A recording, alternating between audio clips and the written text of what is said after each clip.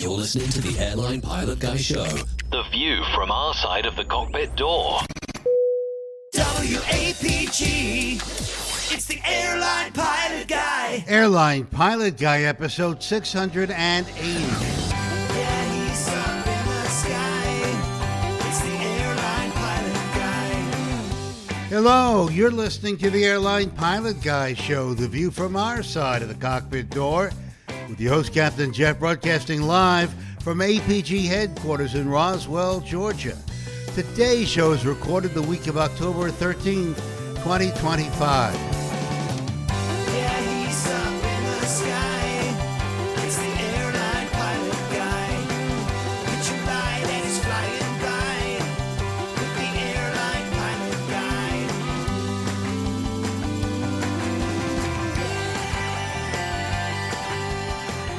In today's episode, a commercial flight lands without the minimum fuel reserve. Also ahead, your feedback. So get all settled in. Tray tables and seat backs in the upright and locked positions, electronic devices powered on. I'm Radio Roger, and Flight 680 is ready for pushback. Thank you, Radio Roger. He is an award-winning TV and radio reporter, currently at the number one all-news station in the nation. 1010 wins on 92.3 FM in New York City. Welcome to the Airline Pilot Guy Show. It's an aviation podcast. What? An aviation podcast covering the latest in aviation news and answering your great feedback. I'm Captain Jeff, former U.S. Air Force pilot and now retired Delta Airlines captain. And joining me from his Garden View studio, in Hartford, Hereford, and Hampshire, retired professional dog shooter, former RAAF, RAAF fighter pilot, unemployed Airbus A330, A340, exceedingly senior captain, and main button pusher for Virgin Over-the-Pond Airways. It's Captain Nick. That's getting a bit of a mouthful there, Jeff. It is, yes. Lovely to be back on the show. Now, there was an Aero Commander with our show number. Can you believe that? A 680. Really? Okay. Now, we all know that Bob Hoover made the Aero Commander Shrike 500S famous for his absolutely incredible jaw-dropping aerobatic display. Done a lot on only one engine, and then the conclusion was with both shut down. But it wasn't the only famous thing that the Aero Commander was known for, because in 1971, an Aero Commander 680 crashed, killing all six on board, including the actor, songwriter, and highly decorated veteran of World War II, Audie Murphy. The aircraft crashed in poor weather, a victim of sea fit. Controlled flight into terrain. And as a result, Murphy's widow was awarded $2.5 million. That's $15 million in today's money in damages. Wow. That's not nothing. Mm-hmm. No. But, of course, we'd rather have him still alive with us, Yeah, he was quite a remarkable man. Yeah. So it looked like he was running out of room on his uniform. For God, no, look at that. That's incredible. Yeah, we'll have that image for you to look at all those, what do you call those things? Medals. Medals, thank you. Including the Medal of Honor. That word I just said. Yeah, the Medal of Honor. I'm sorry. Were you talking? I didn't hear you. I'm just not paying attention. Distraction again. Yeah. All right, well, interesting. Thank you, Captain Nick, for that. And let's continue on with the introductions by playing this. From his hidden studio in the woods, north of the rectangular Bravo, certificated laird, race car driver, world-acclaimed chef, and a comical multi-engine instrument-rated pilot interested in anything with enough horsepower to kill him. Hail ye his honor, Lord Alpha Juliet. Hello. Glad to be back. Good to see you guys. All hail. Good afternoon, my lord. For sure. Okay, good to see you. And also, last but certainly not least, from her studio in Toronto, Ontario, Canada, retired financier and aviation enthusiast, spreadsheet master, and our producer. It's Liz Piper. Hi there, all you turkeys. Happy Thanksgiving. Oh, yes, that's of right. course. Your Thanksgiving. Yeah. Just for you, Liz, I presume. Well, you know Only what? me. Do you Yeah, share it only with me. anybody? No. Just you. Just your me. Thanksgiving. Just We're very thankful that you are part of our show and our good friend. Of course. Thank you, and I love all you guys and all you community members. I love all y'all. Oh, you're going to start making me cry. Gobble, right. gobble. You And then bet. she's going to say something like off air, like only behind the scenes. She'll say, get on with it, you turkeys. Yeah. Speaking of which, get on with it, you turkeys. Have a See? good show. Told you.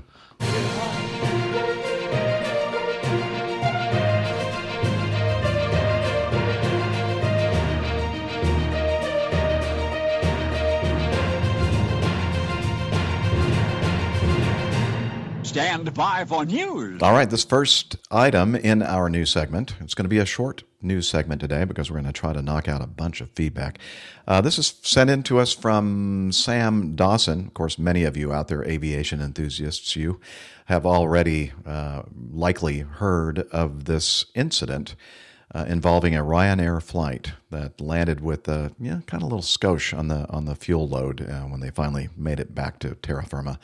So Sam Dawson, I'm sure others will send this. I'm not great at this metric thingy. Is 220 kilograms not much fuel?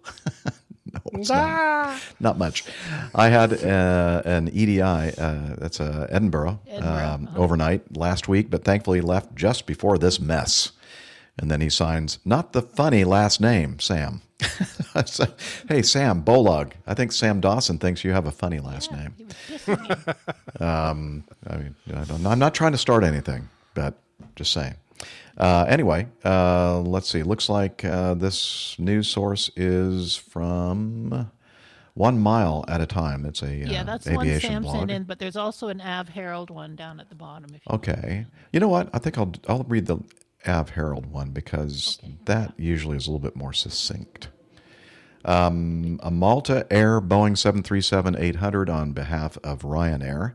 Registration 9 Hotel, Quebec Bravo Delta, performing flight 3418 from Pisa, the one with the building that's kind of leaning sideways, to Prestwick in the UK, Scotland. Was on final approach to Prestwick's runway 20 when the crew went around due to weather. The aircraft entered a holding pattern, then attempted a second approach to runway 20 about 30 minutes after the go-around, but again needed to go around. The aircraft again entered a hold. About 10 minutes after entering the hold, the crew decided to divert to Edinburgh, where the aircraft joined the final approach to runway 24 about 1 hour after the first go-around, but then decided to go around again. The aircraft subsequently diverted to Manchester, where the aircraft landed on runway 23 right about 110 minutes, so just shy of 2 hours after the first go-around. Yeah. On October 5th, 2025, the Aviation Herald received information that the aircraft landed below minimum fuel with just 220 kilograms fuel total. Fuel. On the left side, the left tank was 100 kilograms, and in the right tank, 120. That's like what we would say fumes. The aircraft returned to service about 13 hours after landing. It took them that long to refill the tanks, I think. How much? 485 pounds? 485 pounds. Yeah, that's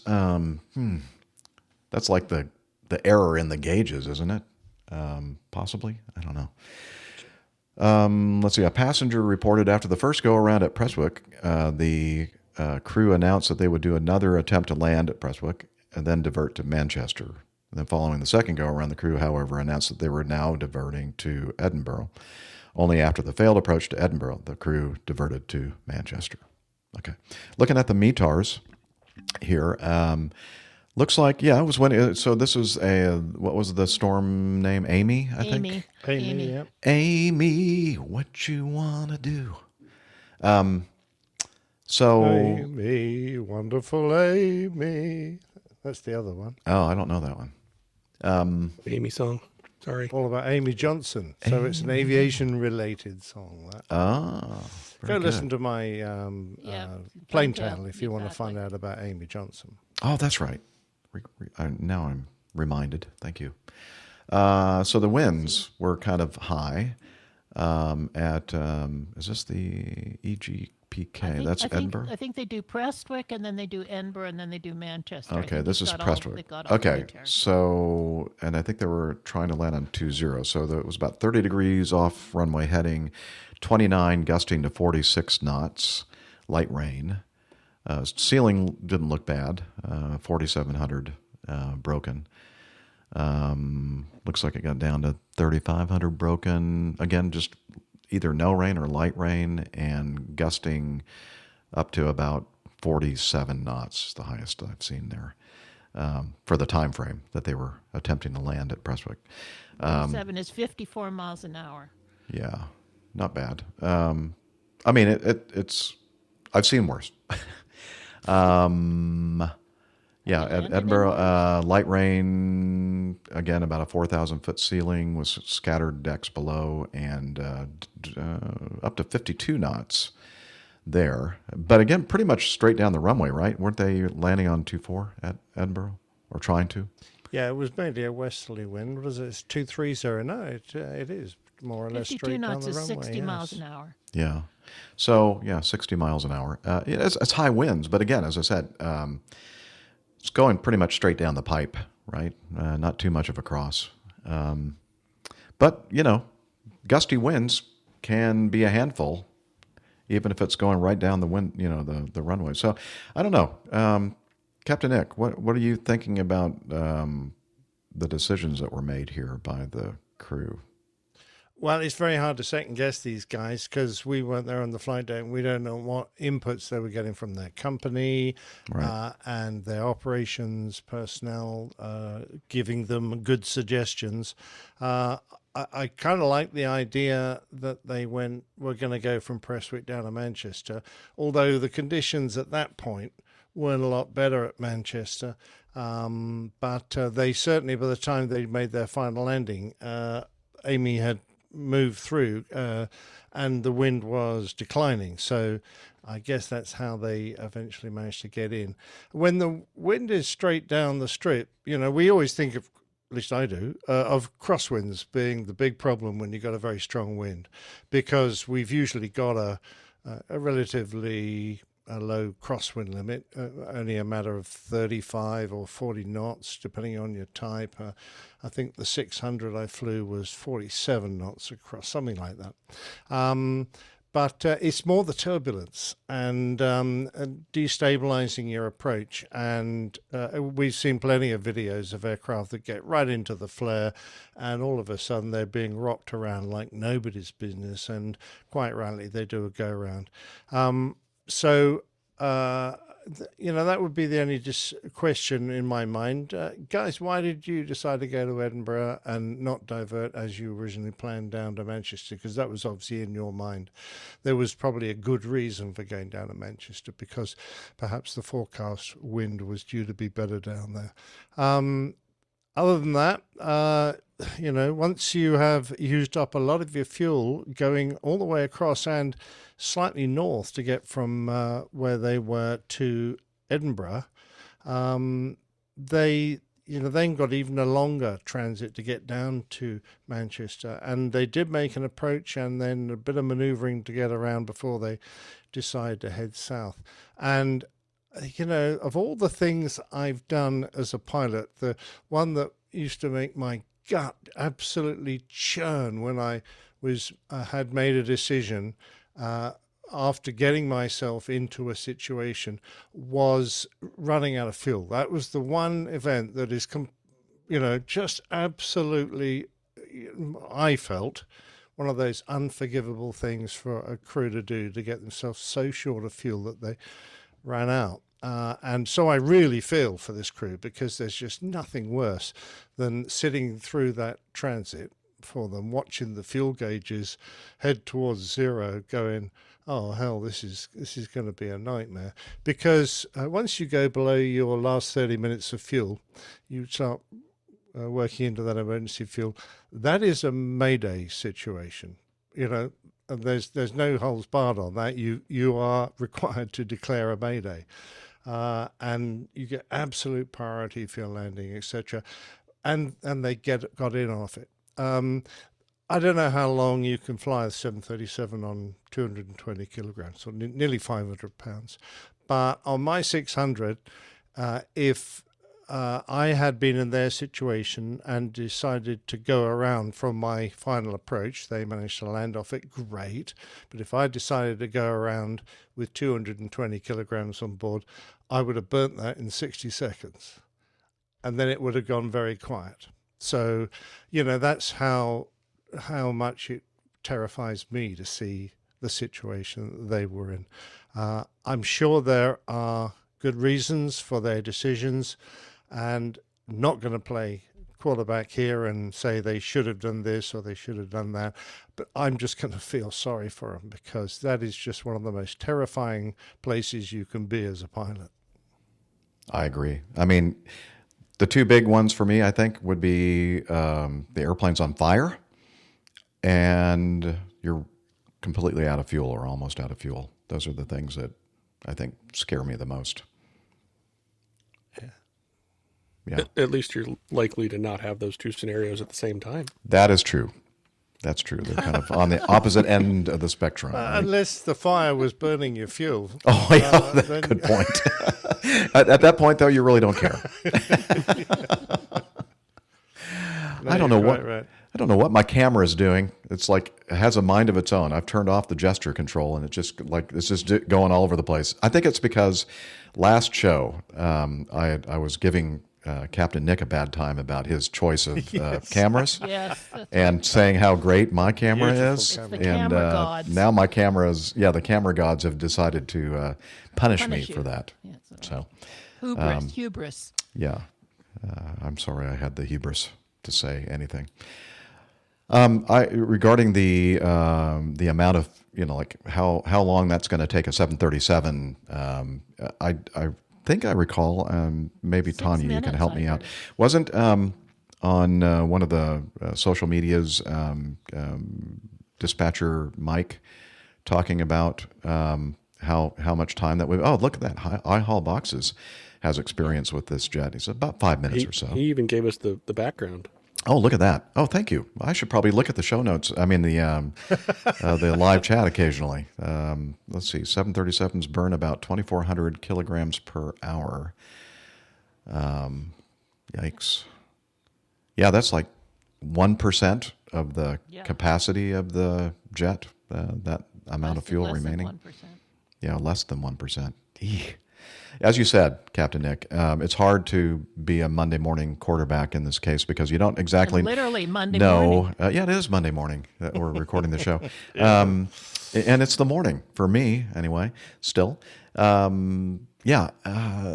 was I going to say about that? The fact that you mentioned, so the gusty winds, maybe not so much of a crosswind component, but even when it's going straight down the pipe, as we like to say, or pike, right down the runway in your face, you have that turbulence related to the gusts of wind, and you also have the potential for getting wind shear warnings. I mean, that typically, those kind of winds typically start setting off the wind shear detection systems on airplanes. And so, it's possible because we don't know all the details here, but I'm wondering if they ended up getting wind shear warnings, and that's why they had to initiate the go-arounds, because that's usually one of those things where you have no choice. You're getting the diminishing performance wind shear warning, and we're required to go around in those situations. So that might be. 2 comments here, Jeff. Okay, iHaul Boxes again. 200 kilograms or 4% is regarded as gauge error. Oh my gosh! And Tanya says, it was Captain Al. He also said about 5 minutes. Okay, thanks, Tanya. All right. Yeah. Wow. This could have been a major disaster that we were talking about. Oh, and there have been a number of those fuel related. 707 that crashed trying to land at New York, JFK or Idlewild as it was in those days, I think, and ran out of fuel. I mean, the only thing in your favor as you try and crash land the aircraft is that there probably won't be a lot of fire. Yeah, got that going for you. Yeah. All right. I want to see the report on this one. Yeah, we'll be interested to see what they come up with and what happened here. Or I don't know. Is that something that's being officially investigated? Is this something that's going to publish a report? Okay, good. I think once you end up with that fuel level, it automatically becomes a sort of an accident. And once it's talked about on the news segment of the Airline Pilot Guy show, it's definitely yes. It's going to be a report. It's definitely officially. Yeah. Oh, it seems the AIB have rated it as a serious incident and will investigate it. Okay. Well, we will keep our eyes and ears open. We're not serious here, but We're not serious, no. But there are a lot of people out there in the aviation world that are.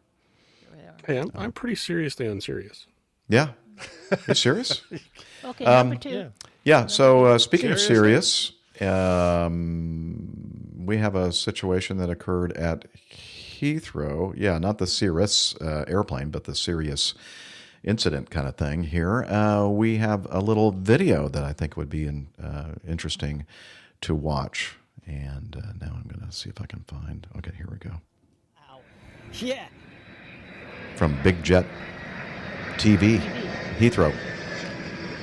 DHL A300 coming in for landing. Oh, easy, son. Easy, easy. Easy, easy. Whoa, tail strike. Uh-oh. He's a fortune teller, that bloke. Yeah, well, the audio and the video is not quite matched up. Sorry.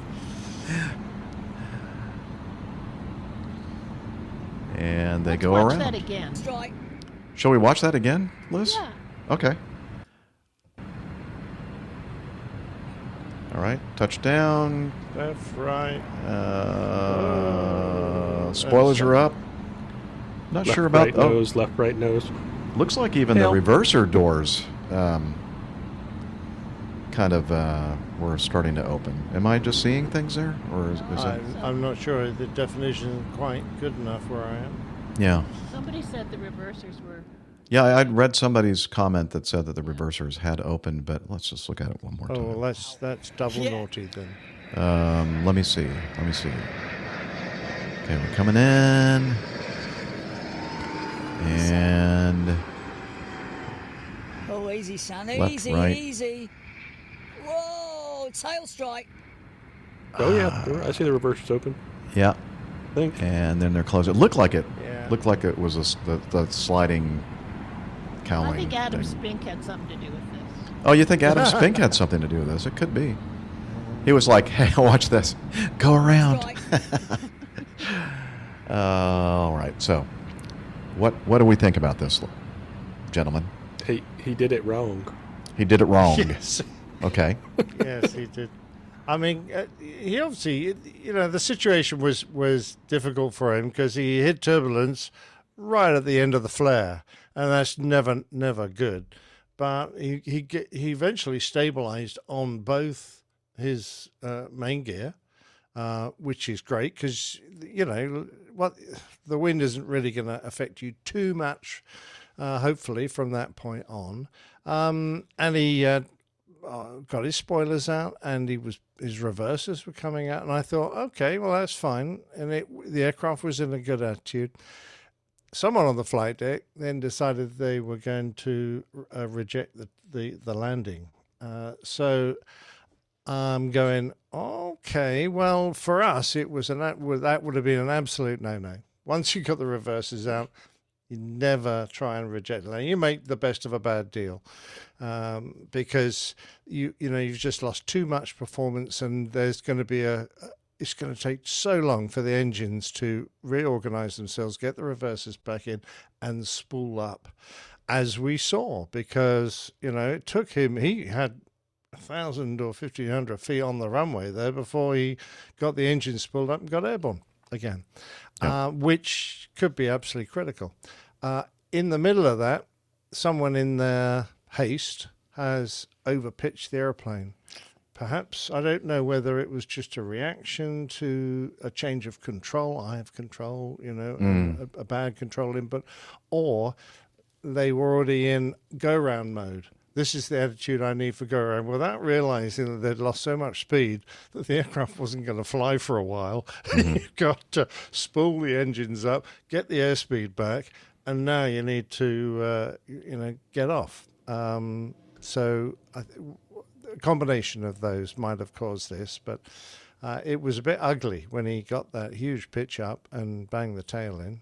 And no tail strike is nice. Some aircraft have got big bumpers and things at the back to help protect them. Others just wear away the skin until you expose the naked bottom of the aeroplane. Ooh, Well, at least there were no passengers to complain. that's true. Yeah, no but passengers. That thing I would ordered from China might have been on that. I mean, yeah. I would. That could have been your bicycle. It could have been my bicycle, but Could be. the big plastic thing from China I wanted.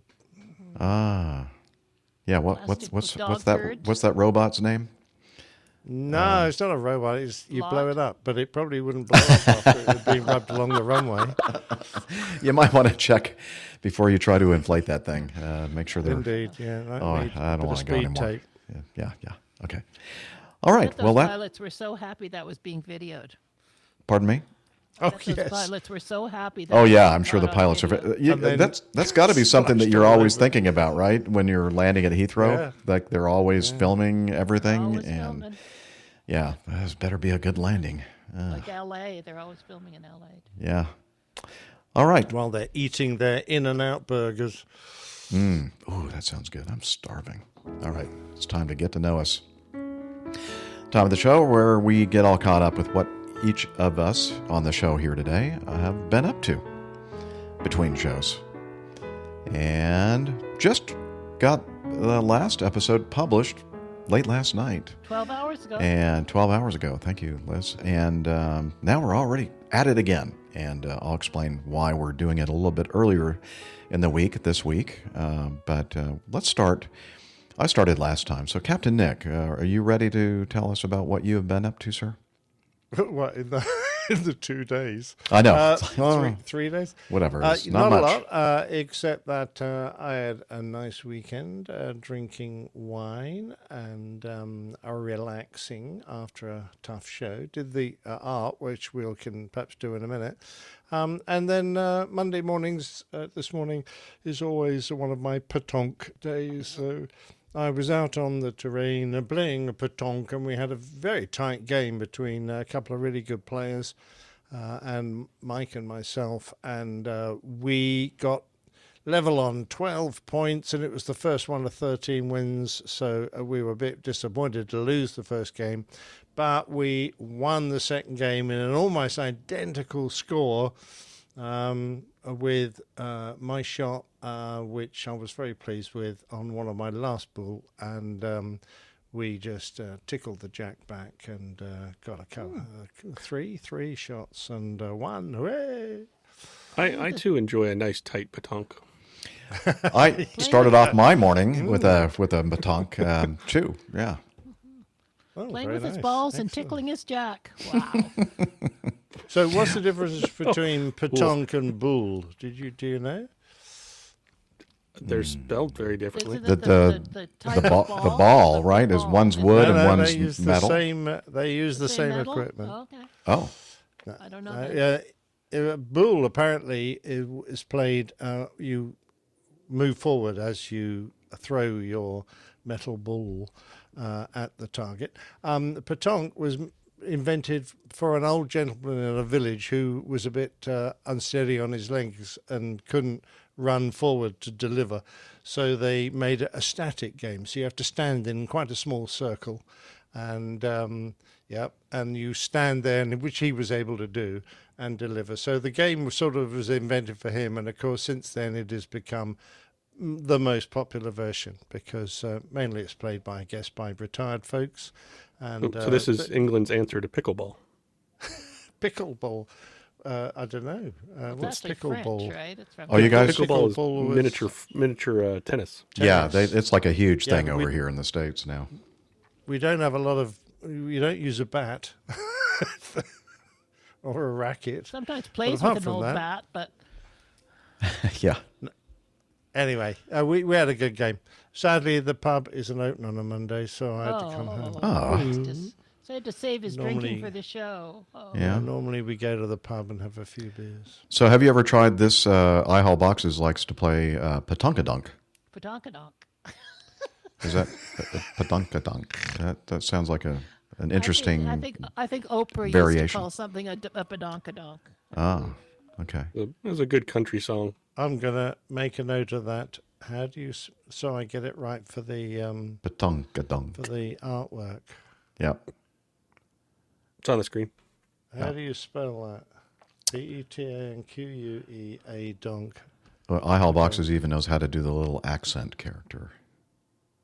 Very fancy. He has an Tanya's- international keyboard. Tanya says, I do love me So- some badminton with the shuttlecock and all. Oh, I bet you do. Okay, wow. Good old Things are Tanya. starting to get warm in here. All right, let's do the cover art. Okay, let's do Okay, cover art, so on to cover art. What were the suggestions? It was nose-picking winglet. Well, I sort of got that into this, if you have a look, because there's a winglet smacking into the nose of this. A balloonatic down. Yeah, I didn't get a balloon into it. Sorry about that. Tough times in the tower. Eject the nav. Tied in knots, but the one that won was Fruit Loop Airlines. Mainly because of the Fruit Loops who were flying those, or taxiing those two aircraft at LaGuardia, who managed to thwack into each other. So we've got a Fruit Loop Airlines aircraft, and the winglet has smacked into his nose and dislodged a whole shower of Fruit Loops. I know. Yeah. So we got a few comments like, wow, oh my God, oops, from the jackass who's sitting in the first officer's seat of that aeroplane. And a bedraggled no from the poor other captain, I suspect. But the one that amused Liz the most Love was this the little one. comment from the background goes, we are hiring. Yeah, we need a couple new We pilots. are hiring. I love it. So we were discussing this before we started the show today, and I'm thinking, when I saw I love this artwork, and I'm thinking, well, what? I do remember we were having a discussion in the pre-show segment before we actually started the real show recording last episode, and I don't recall exactly why we were talking about it, but we were talking about our favorite breakfast cereals when we were kids growing up, and so I think that's why we ended up with the Fruit Loops. But at first I'm thinking, what? Why? I don't understand. But so people listening to the audio-only podcast, which is most of you, yeah, just check out the link to the YouTube video, because, shortly or sometime before we actually started the show, we were talking about breakfast An cereals. edifying discussion of Yeah, it was a cereals. very Yes. edifying If you discussion. have a fascination with breakfast cereals, you can go and listen to us. Yeah. And, of course, I had to fit the special bits in for the keen spotters. The show number is on the nose wheel door, FL for Fruit Loop, 679. Okay. And the jackass I've already mentioned is flying in the first officer's seat. And have everyone spotted the logo? Mm-mm. Oh, the light. Oh, I see blue it. Yeah, the Fruit blue. Loop Okay, I got it. near the top, about Yeah. 2/3 from the left-hand side. There you go. Gotcha. So I've turned a Fruit Loop into the logo. Very nice. Hey. We're a bunch of Fruit And- Loops here. Yeah. I don't know how many points you owe me, Liz, for not spotting I various. know. It's not very good, you know. You try lot. harder. More Go tequila see your shots. optician. Yep. All right, Excellent. who's next? AJ. AJ. Did a little bit of flying this past yesterday, actually. Oh, cool. But, So we're in the aviation flew to- show. Let's talk about Ah, flying. weird. Yeah, it's I know. nice to have a Airplanes. pilot with us, isn't it? One that's actually still flying. Yeah. Yeah, I got to fly the Apache yesterday, which was good fun, and had one thunk and 2 greaser landings, so no bounces. Pretty happy. Now, is this your personal definition, or have you actually managed to devise a way of measuring the smoothness of your I landing? mean, there's the G meter. Yeah, okay. So what is how many G do you call a rough landing? I'd say anything over about 1.6. Oh, right. That's very nice.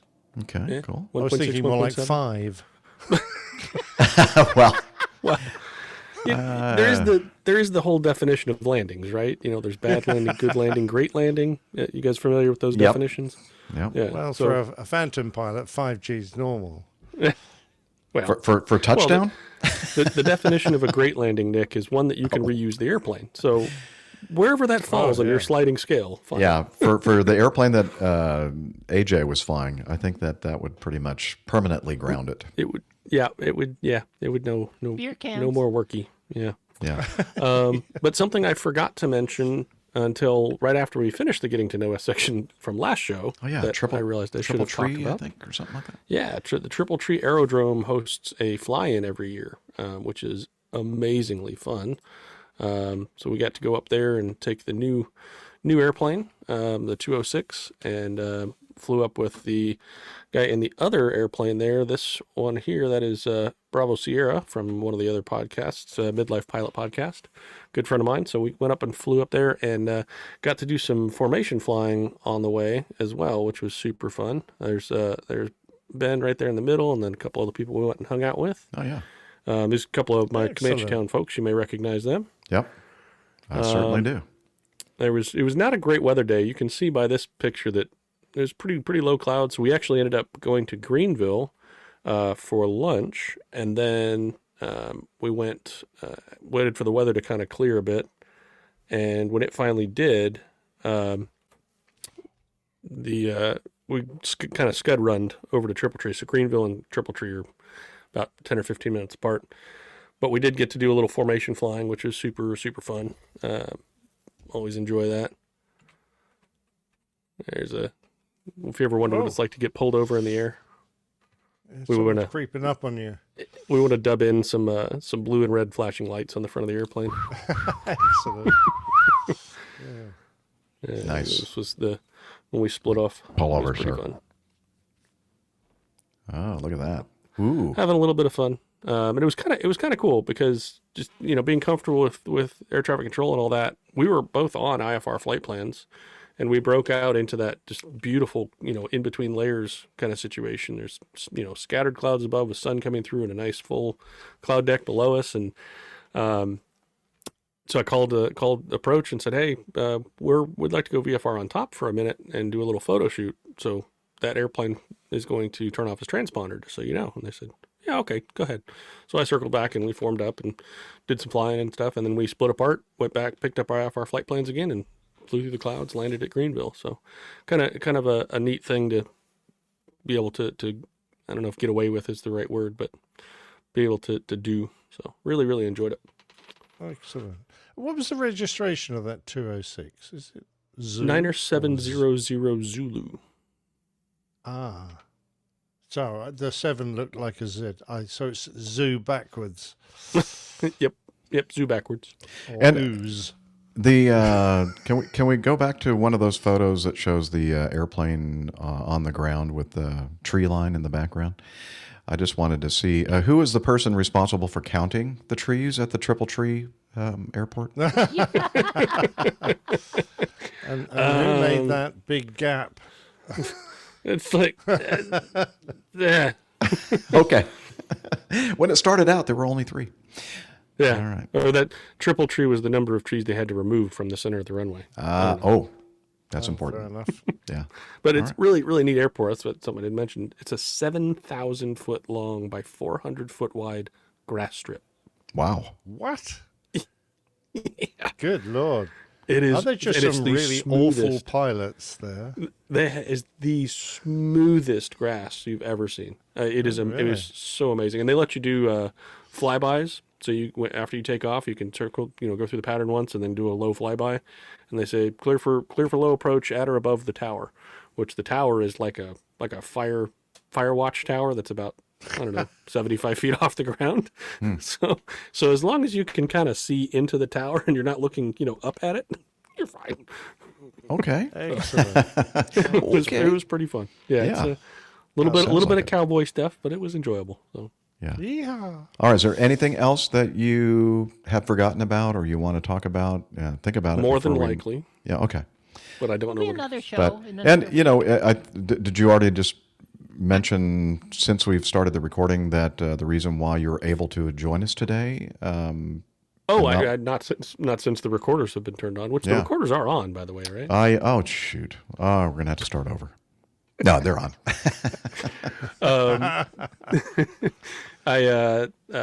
Today's officially a federal holiday in the U.S., so it is Columbus Day according to the federal government. It is Indigenous Peoples Day according to several states.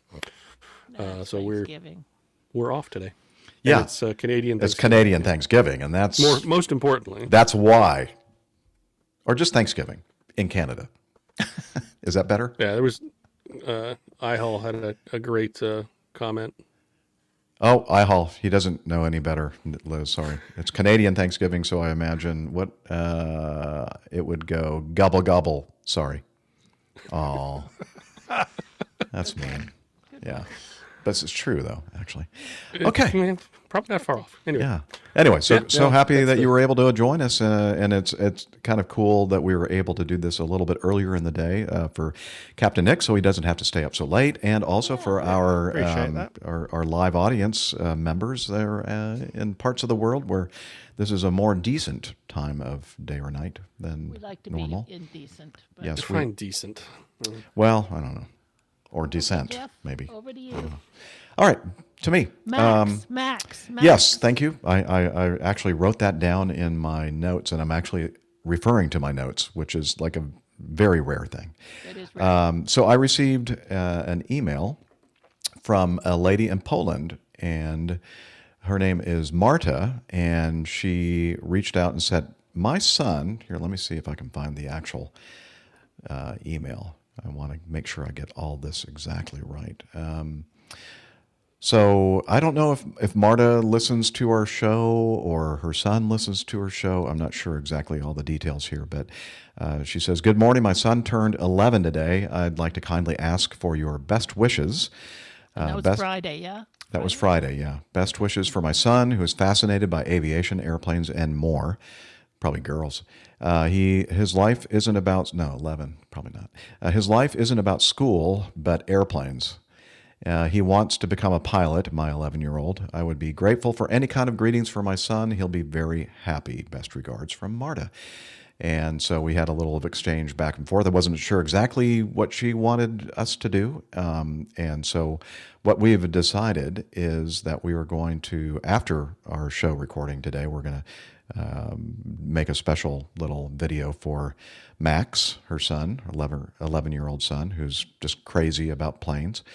Airplanes. And we're also going to say, hey, Max, if you're watching or listening to this podcast, we want to say hello, big shout out to you, happy birthday. And we understand your desire to fly airplanes and understand how excited you are about the whole aviation world. I don't know. What else? Help me out, guys. Say something nice. Absolutely. I mean, I'm just reliving my childhood because at that age I was, everything had to be about aeroplanes. And I used to, in art at school, I used to draw pictures of aeroplanes. I used to make Lego aeroplanes. I just did everything aviation. I couldn't wait to get into the Air Cadets but I was still too young at 11, I would have been. But I know exactly how you feel, Max. And it was that enthusiasm that carried my whole career forward. So I hope it will do the same for you. And you're getting older by the year. Congratulations on celebrating another year. And good luck with your schoolwork, because that is so important if you want to become an airline pilot. And I hope it all works out for you. Fingers crossed. Absolutely. I think by 11 we had finally been able to remove one of the telephone books underneath my booster seat instead of the two. But yeah, absolutely. Max, if you haven't had a chance, have your mom take you over to a local airport and go do a discovery flight.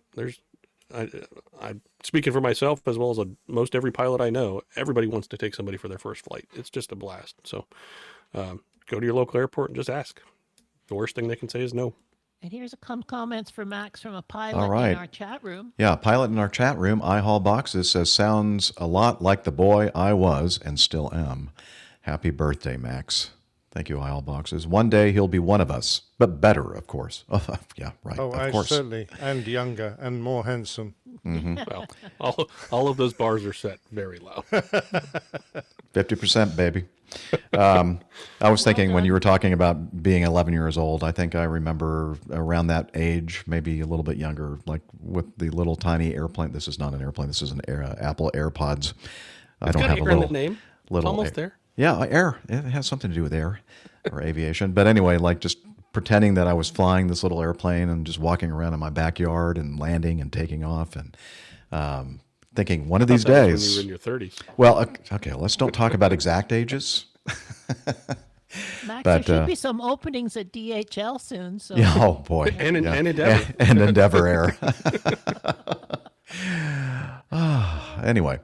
What else have you been up to, Jeff? What else? So I've been doing the singing thing, both in masses and also for funeral masses, and which the editing thing. Editing the podcast. Finally got that published late last night, and here we are again recording this week's episode. And later this week, and one of the reasons, or the reason, really, I think that we tried to record early in the week is that later in the week I'm going to be headed up toward the Ann Arbor area of Michigan near Detroit for a wedding. Laura Davis and Gary are getting married, and I'm looking forward to seeing them and being part of that big celebration of happy people. And going to take the RVS, which stands for the Road Vessel Studio, my RV, my motorhome. Going to drive up. I'm going to be spending the night in a parking lot in Lexington, a church parking lot, because I always try to get as close as I can to churches because I need all that positive effect on my life and my soul. The Lutheran church up there in Lexington, Kentucky, is going to allow me to park there overnight. Then I'm going to continue on up to the Ann Arbor area and stay at a what do they call this? Farm ground? Not a farm ground, a fairground, kind of agricultural thing that have some RV sites and hookups and that kind of thing. So I was able to snag a couple of nights there. What were you saying, Liz? Rehearsal dinner on Friday and rehearsal dinner on Friday night, and then the wedding on Saturday night. So, and then I'll head back, start heading back on Sunday. And you're going to take a lot of pictures. I'm going to take a lot of pictures. Liz has to keep her mind. And live cast from the Oh yes, we'll be doing a live up on the podcast. Yeah, I said, hey, can I put my table right here and set up I'll make sure I bring my monitor and yeah. Oh, and some sound monitors too, so people can hear all the sound effects that we do on the show. Exactly. They'll really appreciate that, I'm just sure. Love it. Hey, Reverend, if you could just scoot over just a sorry. little bit. You're in my light. Poor Laura. She doesn't know what she's getting into. I know. She's. Yeah, for the record, she did this to herself. Exactly. That's true. That's true. Anyway, so I'm really looking forward to that. I'll tell you all about it on the next show. So hopefully I'll have this all edited and published before I leave on Thursday morning. That's fingers crossed. That's what I'm shooting for. So, all right. Okay, coffee fund. Coffee fun time. Here we go. Play that button. Johnny, how much more coffee? No thanks. I love coffee, I love tea, I love the APG community. Coffee and tea, and the Java and me. A cup, a cup, a cup, a cup, a cup. Oh, yeah. The Coffee Fund. It's your way, dear listener, to contribute or support our show financially if you have the resources to do that. And a couple of different ways. One is the Coffee Fund Classic method, which is essentially just a PayPal donation page. Several people use that as recurring contributions, but it's pretty much set up for just like every once in a while. You feel sorry for us, want to give us some money, keep us Find going. some change in your couch. Find some change, yeah, in your coffee cup. Wait a minute. Why would there be change in the coffee cup? I don't know. That's weird. Anyway, the other way that you can support the show, you can become a patron via patreon.com. And we have a new producer, Chris Scheck. That's Chris with a K. I don't usually when I see Chris spelled like that, it's a female name, but I don't know. Could be a guy's name too, right? From Scandinavia, right? Yeah, Chris. So let us know, Chris. Send us some feedback. Thank you very much for signing up on Patreon to become a producer of the show. We really do appreciate it. So if you're interested in joining these great people, head over to airlinepilotguy.com/coffee. You'll be glad you did, and we will too. Almost ran out of music. Out of bumper there. All right, boys. Let's get this feedback all right. knocked out. Time to knock out some feedback, huh? Yeah. All right. Here we go.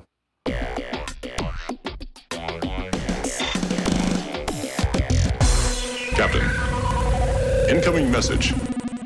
All right, let's start off with one of several pieces of feedback from Peter Tarantelli. Thank you, Peter. Is he with us here today live? No, haven't seen him. Oh, he's not. Probably working. We cross times with that other. Oh, that's right. The so other he's show probably is over there. going on. Yeah, he has a big part over there. So we know where his loyalties lie. Yeah, I know, but that's okay. We what do we got here? Captain Nick is showing us the beer bottle. It's a multi and full-bodied Badger's Thirsty Ferret, an amber. Oh, I've had a Thirsty 4%. Ferret. You have indeed. Yes, I've had a few of them actually. They're very good. Yes. Oh my.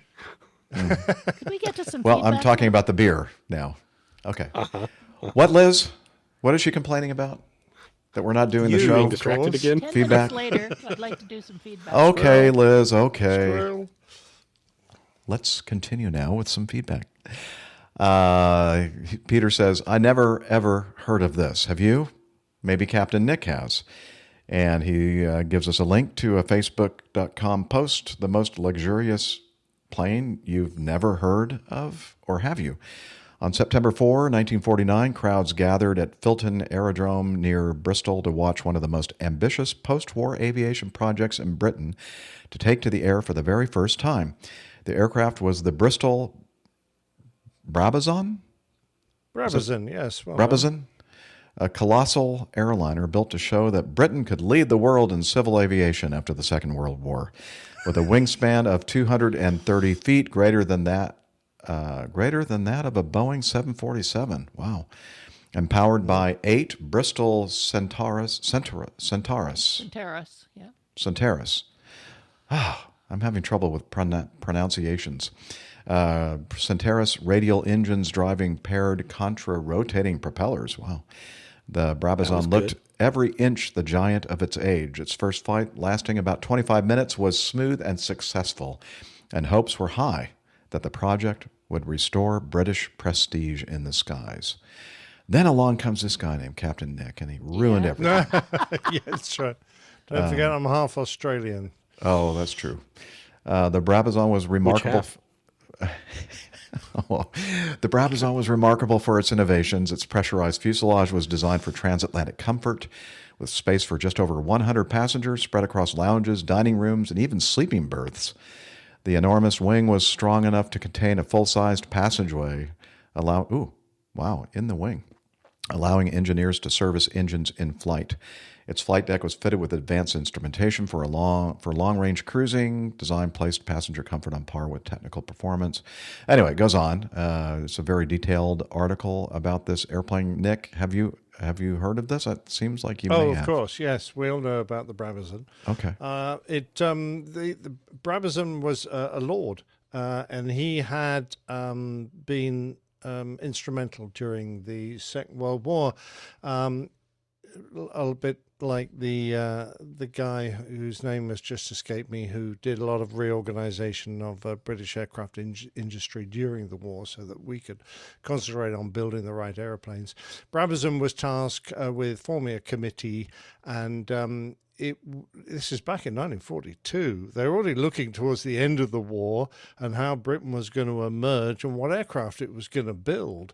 And that was basically their job, was to decide the future of aircraft construction in Britain after the war. And this was one of the aircraft that it came up with, and named after the chairman, Rabazin, of the committee. And of course, one of the ones that was the least successful. Yes. I mean, they built one. And they didn't get any orders from anybody. I mean, they had decided that people would want to cross the Atlantic in the manner of a cruise liner, and so they wanted to go across in huge luxury. It would have been enormously expensive, whereas in fact we were moving into the era of mass transport, and 100-seater in great luxury was not the direction to go. So none of the airlines wanted it, and that was the only one they built. But it was quite a special one. Now, the Rabazin Committee did have some successes, of course. The Avro York, although that was quite short-lived. The Airspeed Ambassador, the same. They were sort of commuter, short-range, short-haul aircraft, as was de Havilland Dove. The Vickers Viking was another one of their concepts, which became the world's first turboprop airliner. The Bristol Britannia, a long-range, four-engined machine that was more like what people expected to move people en masse across the Atlantic. And of course the de Havilland Comet, which was the world's first jet airliner, albeit it had a checkered history, and came apart, and then it re-emerged as the Comet Mark IV later in life, and suitably beefed up. But by that time, Boeing had got their finger in the pie and had the 707 out, which was a cheap and cheerful rattle bucket. So they, Okay. Wow. a lot of airlines bought really that think, instead. Nick. Well, I'm just quoting my father, who flew it, I might add. And he compared it with the VC-10. Did this plane survive? Like, did that actual plane survive? I don't think it has. No, I think it was probably broken up for scrap. It was enormous, and it was very slow. Indeed, that would have been something that they hadn't considered. They were, after all, a committee. It took about 10 or 12 hours to get across the Atlantic. So, even though you were doing it in beautiful comfort, it's a hell of a long time to spend in an airplane. Go to that cutout view, Liz. That's just, these kind of things just fascinate me. Look at that double-decker setup with the sleeping berths on top and dining room, and wow. Look at the size of the wing box. I know. You just stand up and walk out. Yeah. Yeah, no wonder the engineers could wander down and take a look at the engines. Yeah. That's my favorite time to work on an engine is when it's running. Yeah, that's a little noisy. It was what we dangerous. would call a white elephant. So is that a phrase familiar yeah. to you guys across the pond? Like the Christmas party? Well, no, there must be some kind of connection. A white elephant Christmas party. You have it's like a party game you play at Christmas, and you white elephant gift. Pick or a something. present, and then somebody else can steal your present and pick something else. No, I haven't done that. No, but I digress. The term white elephant came from the king of Siam, who a white elephant was very rare and was absolutely treasured when one appeared. He had the habit of gifting a white elephant to one of his courtiers who he didn't like, because 1 hour, guys, 1 hour. Because it was considered a holy and wonderful gift. They couldn't do away with it. They had to look after it for its whole life, and it's very expensive looking after an elephant, and it used to bankrupt these courtiers in their efforts to look after the elephant. And so it was considered a gift you didn't really want to receive. Wow, I didn't know That's that. what a white elephant is. You learn something new every day, especially on Indeed. APG. iHall Boxes has another idea what white iHall Boxes says, "Oh, it's not that game at the bar where you pull your pant pockets out and produce a trunk." That's a different game. I could play that game. I know. Yeah. I've played that game. In fact, I used to have a version which was Douglas Bader imitating an elephant, in which case you stood in 2 upturned bar stools and pulled your trunk, your pockets. Okay, Metro inside Doc out, has a comment. etc. Yeah, thank you, iHall, for that. I appreciate that. Metrodoc says cockpit windows looks like a Boeing. Yeah, it does. Very similar look to it. I don't think yeah. Boeing had the patent on those cockpit windows, did they? I guess Too not. late now. Yes. Yeah. Yeah. So, Anyway, well, interesting. Yeah, I'd never seen that airplane before. It's that's pretty cool. All right. well, you won't ever again. I know. I never will. All right. Let's continue with some more feedback from Peter. He basically says, "Is this for real?"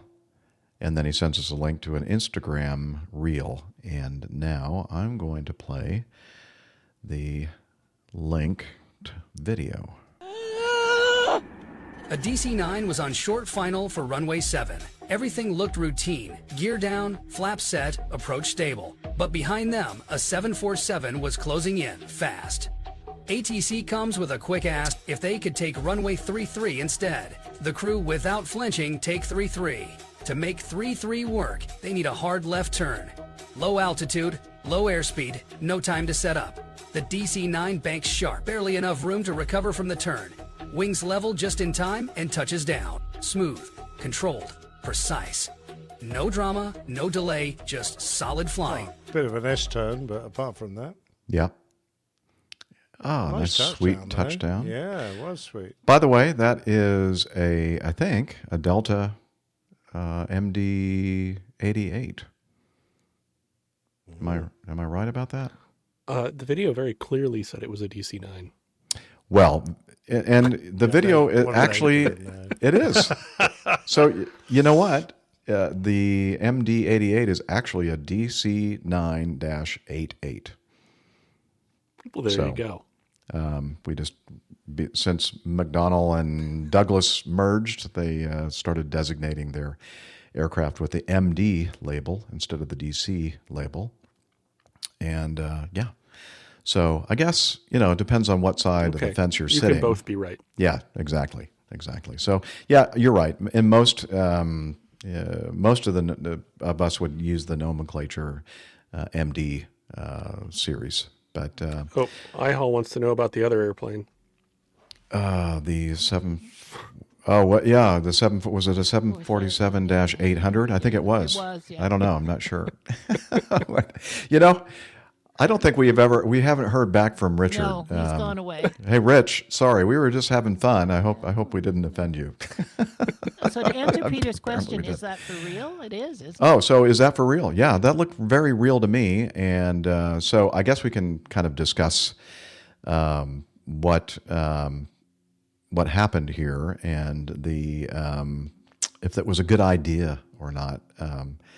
Obviously it worked out. And I have to say that I'm the kind of guy that would go, I don't see a problem with it.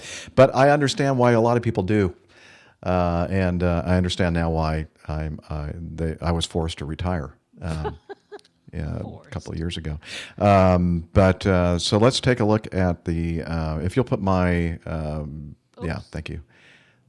Or that's fine. You can use that. Okay. Oh, is that your slide? Okay, cool. No, that's I wasn't sure you were going to. That's your slide. Oh, it isn't. Okay, it's mine. Okay, so this is the airport diagram for Anchorage. This happened at Anchorage. He was coming into runway 33 right, I think. Is that right? No. No, he's coming into 7. 7. I'm sorry, 7 right. Probably 7 right. Yeah, and then asked, because of the 747 coming up is tailpipes fast,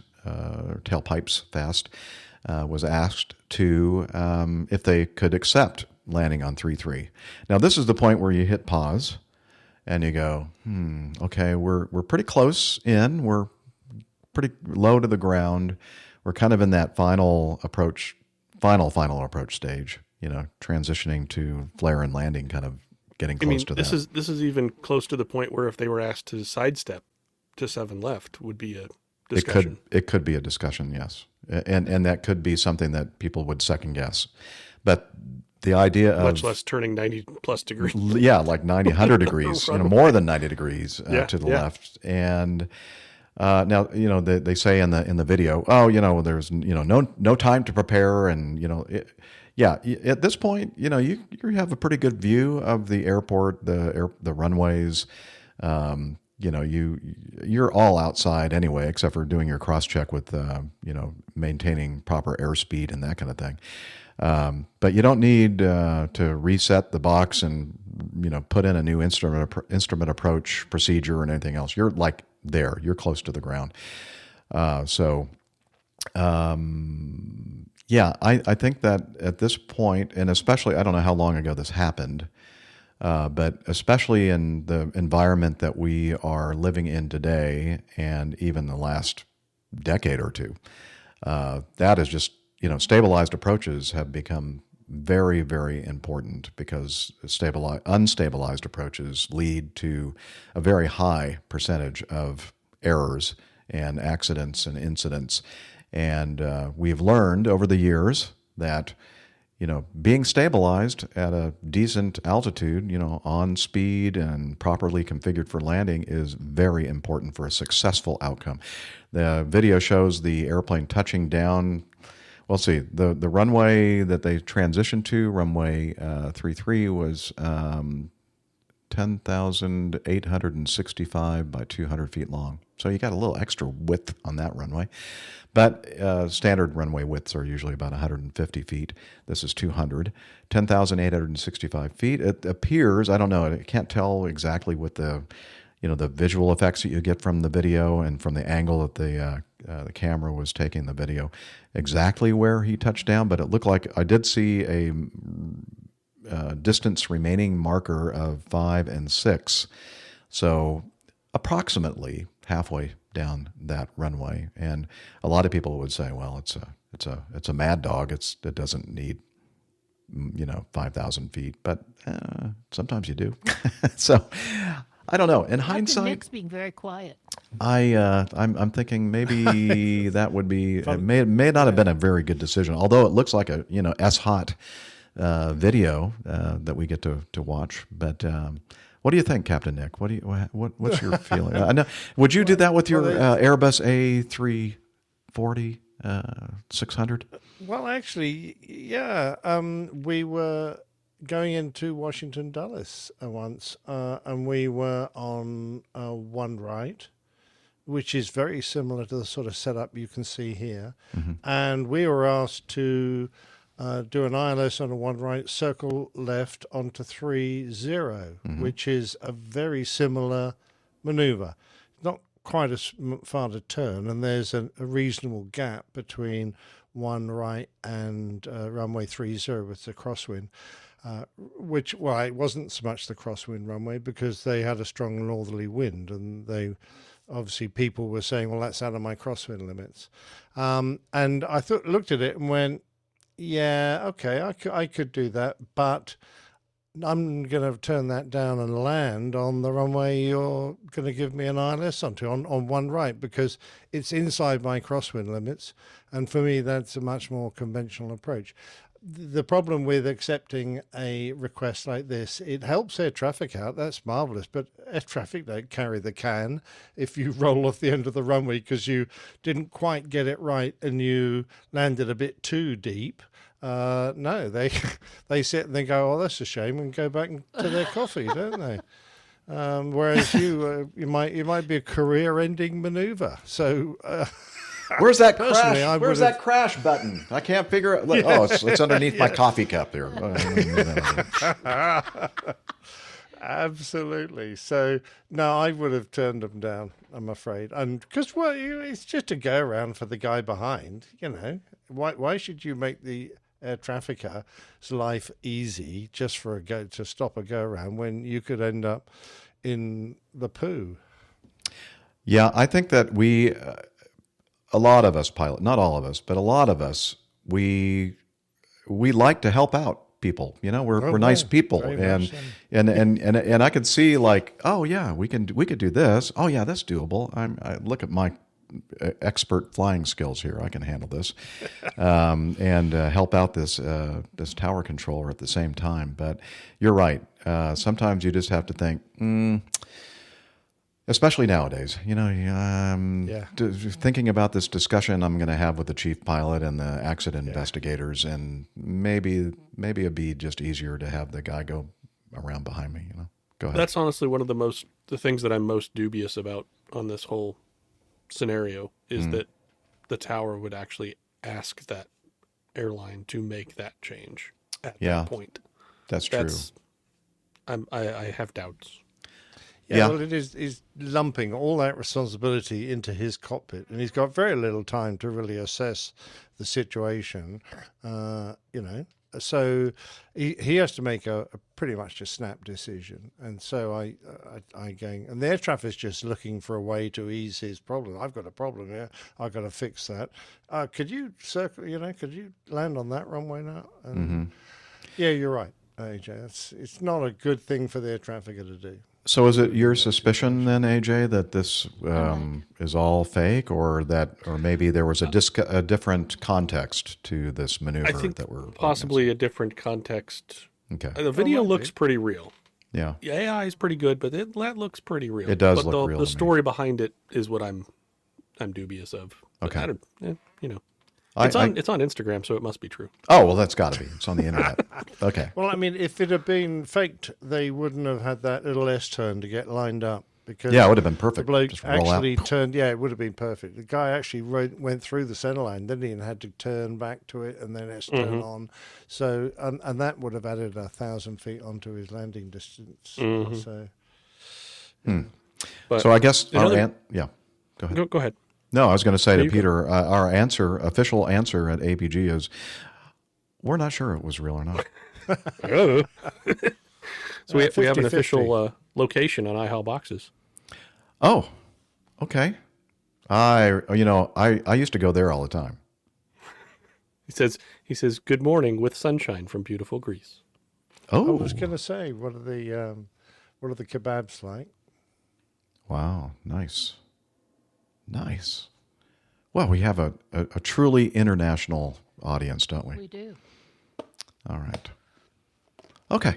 Another piece of feedback. Thank you. Peter is making Liz so happy with lots of feedback. I know. We love it. And another one referring to a video link and the subject line RAAF, Royal Australian Air Force. And then he says, is that Captain Nick? And so what is he talking about? Let's play this video. See what he's talking about. Alert Southern QRA. Alert for Southern QRA. They're in a submarine. Dive. Wait a minute. Those are airplanes. Mission 03, vector 360. She's cute. Flight level 230. All the prettiest girls were in the fighter control bases. 03 to ground,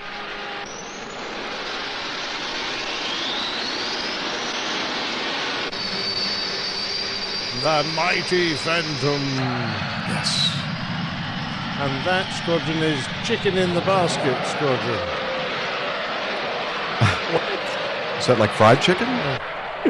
Yeah, it is. Fried chicken in the basket. Ah. Their emblem is a phoenix rising, which we all call chicken in the basket.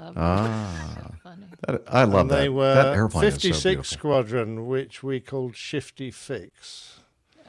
So this is RAF, not RAAF. Yeah, I'm afraid we've got too many A's. Too many A's there, Peter. Too Come many on. A's there. Too much coffee. And this is Southern QRA, who never got scrambled for anything. But it was Northern QRA that got all the intercepts. Southern QRA would just happen to be close to the BBC headquarters in London, so when they wanted some film footage of the RAF doing something for a change, they used to pop up to Coningsby and, they'd be fated up there and given a good showing. Where's But Bob yes, Judson? That's QRA. Yes, QRA going off. So the answer then to his question, is this you or is that you? No.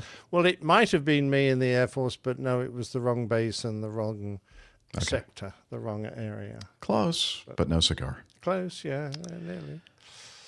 And anyway, I expect all the senior officers wanted to get in on the movie, so they were probably kicked all the youngsters out of queue, and they sat themselves on queue for that. All right. And then finally, another video link from Peter Tarantelli. The title, Paper Airplanes. He said, check this out. So cool. Okay. So we're going to check it out together. This is an Instagram reel, and I'm going to push this button and hope that it'll start playing. Hello. Hey, how are you? Good. Do you have a trading card? Yes, I do. Oh, thank you so much. Here. You want a couple of them? Sure, I'll take them. Yeah, I got a few. I like this design. Thank you. I also have something for you. Oh, you do? As well. I made paper models of airplanes. Oh, that's very cool. And so I actually built this one on this flight. You built it on this flight? Yes, I cut out all the pieces and then I was just gluing them together. And the wings are in here as well. Okay. They're magnetic, so they just attach that one's cool. That's really. Do you have I told you. That's really cool. Do you have like a kit that you do this from, or? Basically, so there's like an online community that makes like PDFs. So you just print it out and then you cut the pieces, and then you glue them together. So that's really cool. Yeah. Andy, did you see this? No. Thank you. You made this on this flight? Now we see. Look at that. He made that on this flight. I told you. And look at the wings are magnetic. What is it out of? Paper. It's like big cards. Isn't it cool? You're poking away. Oh my god. That's super and cool. I have another one as well for you. Oh, thank you, man. I made one at home because I didn't have time to make both. But awesome. And here are the wings. They're magnetic, so you can just plop them on there. Hey, that's cool. How long did it take you? Probably 8 hours each in total. Oh my gosh. So for the one I made on this flight, I did some prep work at home. Super, yeah. That's super. Wow. That's very. Thank you. You got you some cards, right? Yeah, I got the cards. Two? Yeah. So find some more. I mean, if you have the Centennial 8 through 50, I love that one. That's very cool. Oh, wow. What's your name? Josh. How do you say it? Josh. Oh, Andy. Andy. Okay. Nice to meet you. I'm Kyle. Should I stop? How do you say it? John? Thank you for the great flight. Okay. Whew. So if you're listening to the audio only, you're going like, what is going on? What is all this commotion? So looks like it was a flight that this gentleman was on, and it was the end of the flight, and everybody was getting off of the airplane, and he gave a gift of this handmade, or I guess hand-printed, handmade, or computer-printed, handmade. Computer printed. Yeah. Kind of a hand cut and folded and put together. We'll have a link to the Instagram reel in the show notes to see the beautiful paper airplane that looked very. I mean, when I think of paper airplane, when in fact I saw this subject in Peter's feedback, I'm thinking, oh, I remember I used to make paper airplanes. The paper airplanes that I used to make don't look anything like real airplanes. I mean, they look like paper airplanes. They look like very, very detailed real airliners, and I think that is very, very cool. iHall Boxes in our live audience says this is. Oh, I'm sorry. How do you say Sutulis? Sutulis. This is some stunning appreciation. Wow. Yeah. What do you think? You guys, is this what you do typically when you're on an airplane flying along? Make these among other things, yeah. Pretty neat. What do you say? It takes like 8 hours to put one of these things together. Oh my gosh, that's some concentration. Well, I'm surprised he was able to get that big bottle of glue in too. Glue and the scissors, right? Well, it sounded like he said. I think he said at one point he cut it out at home. Oh, okay, pre-cut, and made one of them at home. And then the other one he glued together on the plane. But I mean, there was in the video there was an image of him doing it on his little tray table, and he had like a full size bottle of Elmer's glue. I guess maybe that's okay. If it's Elmer's glue, What I understood was can't be wrong. liquids, gels, and aerosols had to be less than 1.5 ounces. Are we still doing that? It's been so long since I've been to an airport and gone through security. Well, with KCM, you don't have to worry about that. You could bring. Well, I mean, I don't get to do that anymore. So that's one of the things I don't There's like that, about too. going to the airport anymore, because I can't go through known crew member security anymore. I try, and then they call security and they drag me away, kicking and screaming. So it's a big mess, a big scene. Yeah, thank you, Peter, for all the great feedback. Appreciate it. Again, for those of you listening to the audio only, all that good stuff is in our show notes. We have a link to that in our, show notes. The show notes in the show notes. We still have an item from him waiting for Camacho. Oh, yeah, we also have another feedback item that he's sent in, but we're waiting for Camacho to be on the show because it's kind of related to something that Camacho is involved with. All right, let's move on then to somebody not named Peter. Let's move on to this from Adam Springmeyer, and so he likes to send us a bunch of feedback all in one feedback message, and he suggested that maybe we kind of break it up into parts. So this is going to be part 1 that we're going to cover today. Hello, Airline Pilot Guy crew. Thank you for reading my feedback on the different episodes. I enjoy everything about your show. Really? And when I'm done paying for my wife's flight lessons, I will give back to your podcast via the coffee bar. That's legit. That's legit. If you need to break this feedback into different segments, okay, yes, that's what we just talked about. That's so cool. Paying for flying lessons for your wife. That's awesome. That's awesome. All right. And don't worry about, don't worry about supporting us financially. You're supporting us by sending us feedback. So that's pretty much as important. In episode 675, so we're on 680 right now, so 5 episodes ago, Captain Nick, you were talking about the New York attitude with the controllers. What attitude? What Just are you for a talking change. I had an experience similar to this in New York LaGuardia, LGA. I was training on the ERJ 170 with Republic Airways. We had just finished an overnight at LaGuardia. The hotel van had just pulled up into the old Bravo terminal and not the new terminals that are there now. The hotel dropped us off upstairs across the street from the passenger drop-off. My OE captain, original operating experience? No, operating experience. I think that's what we, initial operating? Yeah, operating experience. OEM.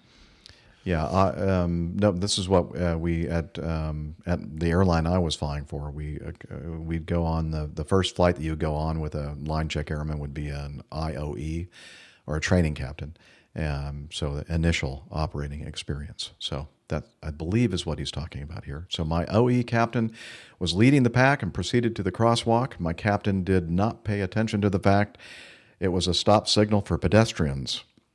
A black SUV came rolling up. The driver rolled his window down and yelled, "Hey, watch where you're going, a-hole." That's when I knew I'd just overnighted in New York City. So I love it. So it My isn't only concern that's when he realized it. Hopefully it would have been when he got there. Yeah. He did fly there, right? maybe that was his final confirmation Exactly. of it. Yeah. So he said it isn't just the controllers with the New York attitude; it's everyone. Yeah. What's the old joke? You come up to somebody and ask for directions, and you say, "Can you tell me where the so and so and so and so is, or should I just go F myself right now?" Except for Tanya, she's not like that at all. No, Tanya is exactly like that. So it reminds me of going into New York because we had a hotel in New York, the New Yorker, which is quite well known. Mm-hmm. And the bus used to pull out. I thought that was a magazine. It is. Okay. There's also a hotel. But it is the New Yorker Hotel. I've visited Captain Nick on layover there. There's a diner in the bottom of it. Very true. And the downstairs, TikTok yeah. diner. The TikTok diner. So anyway, the bus used to pull up, but between the bus and the sidewalk, which we call the pavement for Neil Lamborn, who's in the chat room, there was a cycle lane.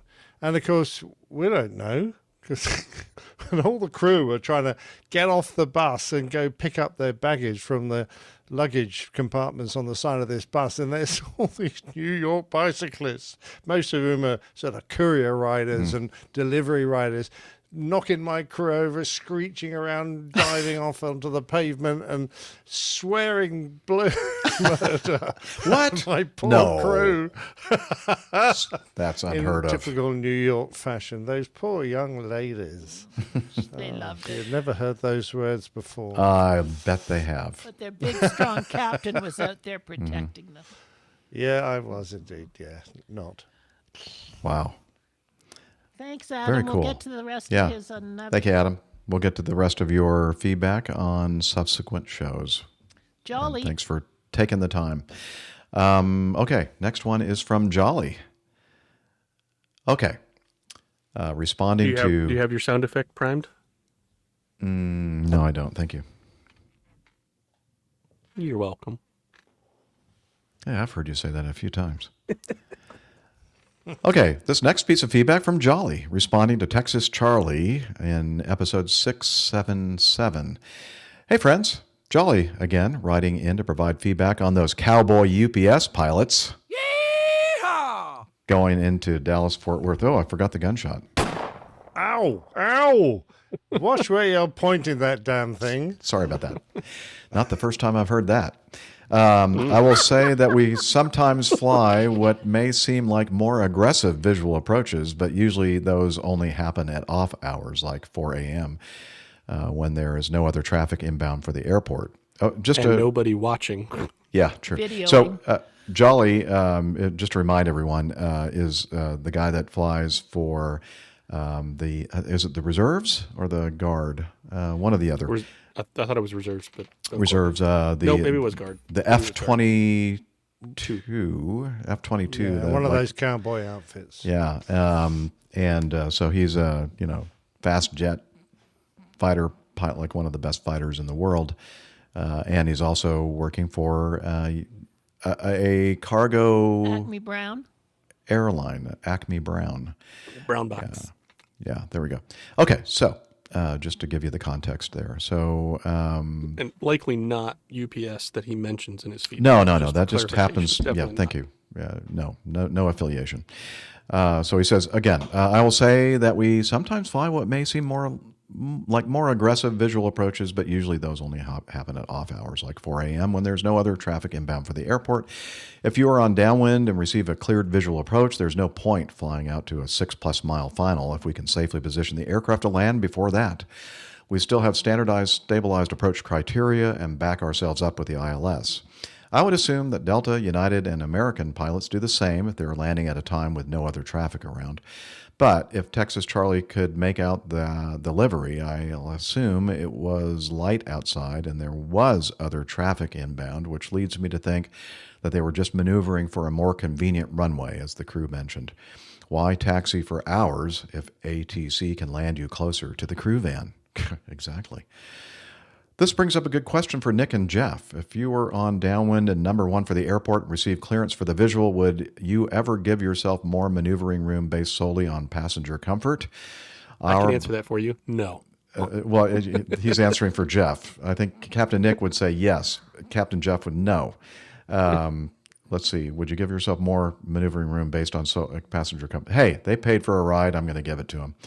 Our boxes. You've said that before too, huh? Yeah, I have. My passengers paid for their champagne and don't like it in their laps. We didn't have a lot of that on my flights. Our boxes don't care, so if I can do so legally and safely, I'm going to get the jet headed towards the runway.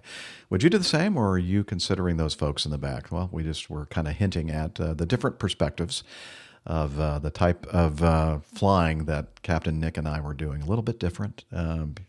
Nick was flying the cruise ship in comfort and elegance and champagne and all that. And I was flying a thing you just got to go a short distance and you strap in and you hope for the best. So not really. I try to make it nice and comfortable. But I can do some if you saw the airplane flying, you would think that they were kind of some pretty interesting maneuvering. But I feel pretty confident that I have the skills to be able to do it while making everybody feel nice and comfortable while doing it, nice and smooth. So, but the farther I get away from my active flying days, the more I think of how great I was. The better you get in your the own better mind. I get in my own mind. Yeah. The admiration goes way up. Yeah, my admiration for myself is like sky high in climbing. Anyway, so what say you, Captain Nick? Well, I was very much of the opinion that, having just flown a 10-hour leg, saving an extra 30 seconds in the circuit, if you were asked to do one, was pretty pointless, quite honestly. We usually got in ahead of schedule, and quite often we had to hang around waiting for a gate. So, no, keep it nice and simple, abide the numbers, and make sure you don't make a mess of it. But we didn't often do visual circuits, so it was a bit of an academic question, really. Ours were generally straight instrument approaches. After all, I should point out that sometimes our pilot brains get switched on and off, and we forget that we get paid by the minute. And so a longer flight sometimes will result in more pay. So there's that. But usually when we're at the controls and we're in the moment, we kind of forget about that and think, let's see what I can do with this situation and get the airplane on the ground. And then you can taxi really fast. And then you can taxi very fast. Thank you, Liz. Yes, she has anecdotal evidence of I survived it. High speeds on the ground. I survived Captain Jeff's Yeah. at Atlanta International Airport. I should make some T-shirts like that. Yeah. Okay, continuing on with the feedback from Jolly. Time for a DFW anecdote. I've only flown into DFW once, and it was in an extremely light 757. At Acme Brown, it's not terribly uncommon to fly a jet with very little cargo if the schedulers deem that the aircraft needs to move. And a 757, this can lead to very slow approach speeds. It was the captain's leg, and he asked that I inform each Dallas approach controller that our approach speed was going to be a whopping 110 knots. That is slow for a jet. I did so diligently and even got some chuckles from a few of the controllers, though I could tell that they were appreciative, so they knew to give slightly longer vectors to the folks behind us. Down final, we had a 35-knot headwind, and I distinctly remember seeing a 75-knot ground speed on the approach. Wow, that's really slow. Wow, yeah. A Cessna 150 would beat that. Yeah, I had to laugh as I had never thought I'd see a ground speed that low in an airliner. Of course, he probably in the F-22, he probably sees zero, like just hovering in space. Yep. Oh. Yeah, every time you go vertically straight up, your ground speed is zero. Yeah, but they can do it horizontally. It's amazing. That jet is amazing. Okay, last anecdote. You're thinking of the F-35. Or maybe, I don't know. I don't know what I'm thinking of. Last anecdote. Sorry to go back to the F-22, but figured you guys would appreciate this. Yes, we do. We love talking about the F-22. The F-22 design manual specifically state that the flight controls should allow the pilot to fly the aircraft with reckless abandon. And that's in quotes, reckless abandon. And that is truly how the jet flies.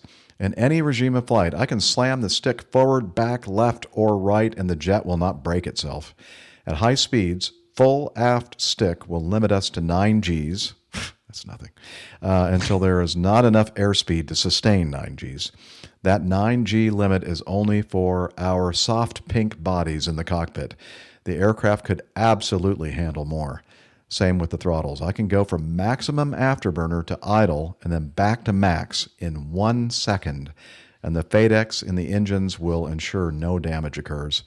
There are some very niche cases at high airspeeds and low altitude where it's possible to over-G the aircraft, though instances of that are exceedingly rare. Hope that helps clear up that. No, we cargo pilots aren't a bunch of cowboys out there. I don't know. I think you guys are. We just have the opportunity to fly shorter visual approaches because oftentimes there's no other traffic around and no one's going to get mad about yanking and banking as long as it's done so legally and safely. Tailwinds. Jolly. Always good to hear from you. You know, man. I could slam the throttles in the Phantom like that, and they would also have no problem at all. In fact, they were so slow to spool up and spool I was going to down. say nothing would change. They wouldn't even have known that you did that. The RPM indicator would hardly have moved. That's the L39's the same way. It's from idle to max thrust is 12 seconds. Wow. Spool up Oh, time. wow. Mixed formation flying, a real guest, isn't it? Yeah. You got to really It's think literally ahead. from max to idle constantly. Yeah. Oh, I love it. Jeff, before you read Excellent. this is how you pronounce his name. Oh, okay. So our live audience member from Greece, Tassoulis. Most people call me K. Okay. Yeah, I understand why. So here's K's comment. Tassoulis. His comment: for pretty much anything in my personal life, I am not in a rush for anything. It really helps my patience with everyone who seems to be in a rush to the detriment of others. Yeah, we humans kind of can exhibit that kind of rushed behavior, and sometimes it's just nice to, what do they say? Sit back and smell the roses? Race car driver does not compute. Yeah, well, yeah. Hard to understand that, right? Yeah. Hey, it's great to hear some words from a real F-22 pilot. Though. It is. It's great. Yeah. Again, our community here at the APG is what makes this one of the top 100 podcasts in aviation out there. And we really do appreciate. It's probably a little bit higher than the top 100, but you know what I'm saying. 100. Top 100 in the world, aren't we? Yeah, I think we are. Yeah. But that's okay. That's not why we're here. We're here because we enjoy doing this, having fun, and hearing from people like Jolly and others that kind of give us a little glimpse into their world. So. Oh, I do it for the money. Oh, yeah, you do? Have you received that first paycheck? I did. Worked out great on the racquetball court. I don't know what he's talking because it bounces. It bounces. Okay, yeah. Gotcha. Okay, so the I'm next sorry. the next item under 10 is the one we're holding for Camacho. So skip, Okay. skip Okay, to we're skipping 11. that one. Okay, skip to 11. Skip Not to skip Malou. to Malou, no. Let's see. Funyun. This is from Erol. I haven't had lunch Yurtkuran. yet. Making me hungry. I know, I'm starving. I know. The Funyun They look a effect. lot like the things I eat all the time now. Scratchings, pork scratchings. That's what they're about. What do we call them? We don't call them scratchings. We call Onion them rings. Oh, don't know. What do you call? pork rinds. I think that's what we call them here in the U.S. Ooh. Okay, so this is from Erol. He's our official Funyun supplier. The Funyun effect has long been discussed on the APG. As we know, modern airliners and even general aviation aircraft rarely fail due to a single mistake. Accidents usually result from a cascade of errors that align, ultimately leading to a critical failure. A question I've wondered, how many Funyuns typically stack up before an accident? Malcolm Gladwell's Outliers provides a surprising answer. Chapter 7 reads like a plane tale analyzing 2 fatal crashes. Avianca 052, I think that's the one that you were referring to earlier, Captain Nick, at Idlewild with the fuel starvation. Yep. And KAL 801 in 1997. In this chapter, he cites a 1994 NTSB study, a review of flight crew-involved major accidents of U.S. carriers 78 through 1990 attached, where I found an answer. Among the 37 accidents that the NTSB studied, the median number of errors per accident was 7, with a minimum of 3 and a maximum of 19. Oh, my goodness. Oh, It's it was not not gone that well. guy's lucky day, was it? 19 things had to line up. Are there before even he that many crashed. Funyuns in a bag? Lord. I don't know. Only the family size. Okay. In other takeaways, in over 80% of the cases, the captain was flying, while the first officer was non-flying. Yeah, I shouldn't have read that one. Highlighting authority gradient and communication issues. Okay. Fatigue played a major role. Half of the captains had been awake more than 12 hours. Half of the first officers more than 11 hours. So had been awake that long. Okay, so in other words, long days. Many accidents occurred on the first day a captain and FO flew together. Yeah, that's understandable because, you don't really know each other. And that is where I think most of the risk occurs. Feeling each other out, as they say. Feeling each other out? Yeah, well, that's APG After I Dark. don't think you're allowed to do that anymore. That's another podcast list. Let's see. Operational delays and schedule pressures were common contributing factors. Yeah, that human factor for sure. Technical skill alone does not guarantee safety. What? No. Organizational, interpersonal, and human performance factors are equally decisive. I was honestly surprised by how many Funyuns typically line up before an accident. Other studies suggest a similar number of errors line up before major non-aviation accidents. I think 3 Mile Island, the nuclear power plant in Harrisburg, Pennsylvania. But that's a story for another podcast. Yeah, not ours, some other. So the next time you hear the Funyun effect, just remember it. It usually takes about 7 before things go sideways. It's a gentle reminder that it's rarely one big mistake, but a series of little ones. So keep your eyes open, your seatbelt fastened, and maybe save a bag of Funyuns for later. May your skies be clear and visibility unlimited. Cavu, wind at your tail, and your beer well hopped. Ooh, I do like that idea. And then he, again, put a link to the National Transportation Safety Board safety study. I'm sorry, what? How many pages is that study? I think it's like... It's only 106 pages. Yeah, 106. So it's a little light reading for the... A little light reading, yeah. Just make sure you... So who's gonna start reading it first? Well, I think Erol did. Want to do the first 30 pages, and then I'll take over? It looks like an interesting one to do a plain tell about, but... yeah, I think that other podcast you were talking about was Nuclear Reactor Guy. Yeah. Otherwise known as The Simpsons. Reactor Operator Guy. New NRG. The NRG community.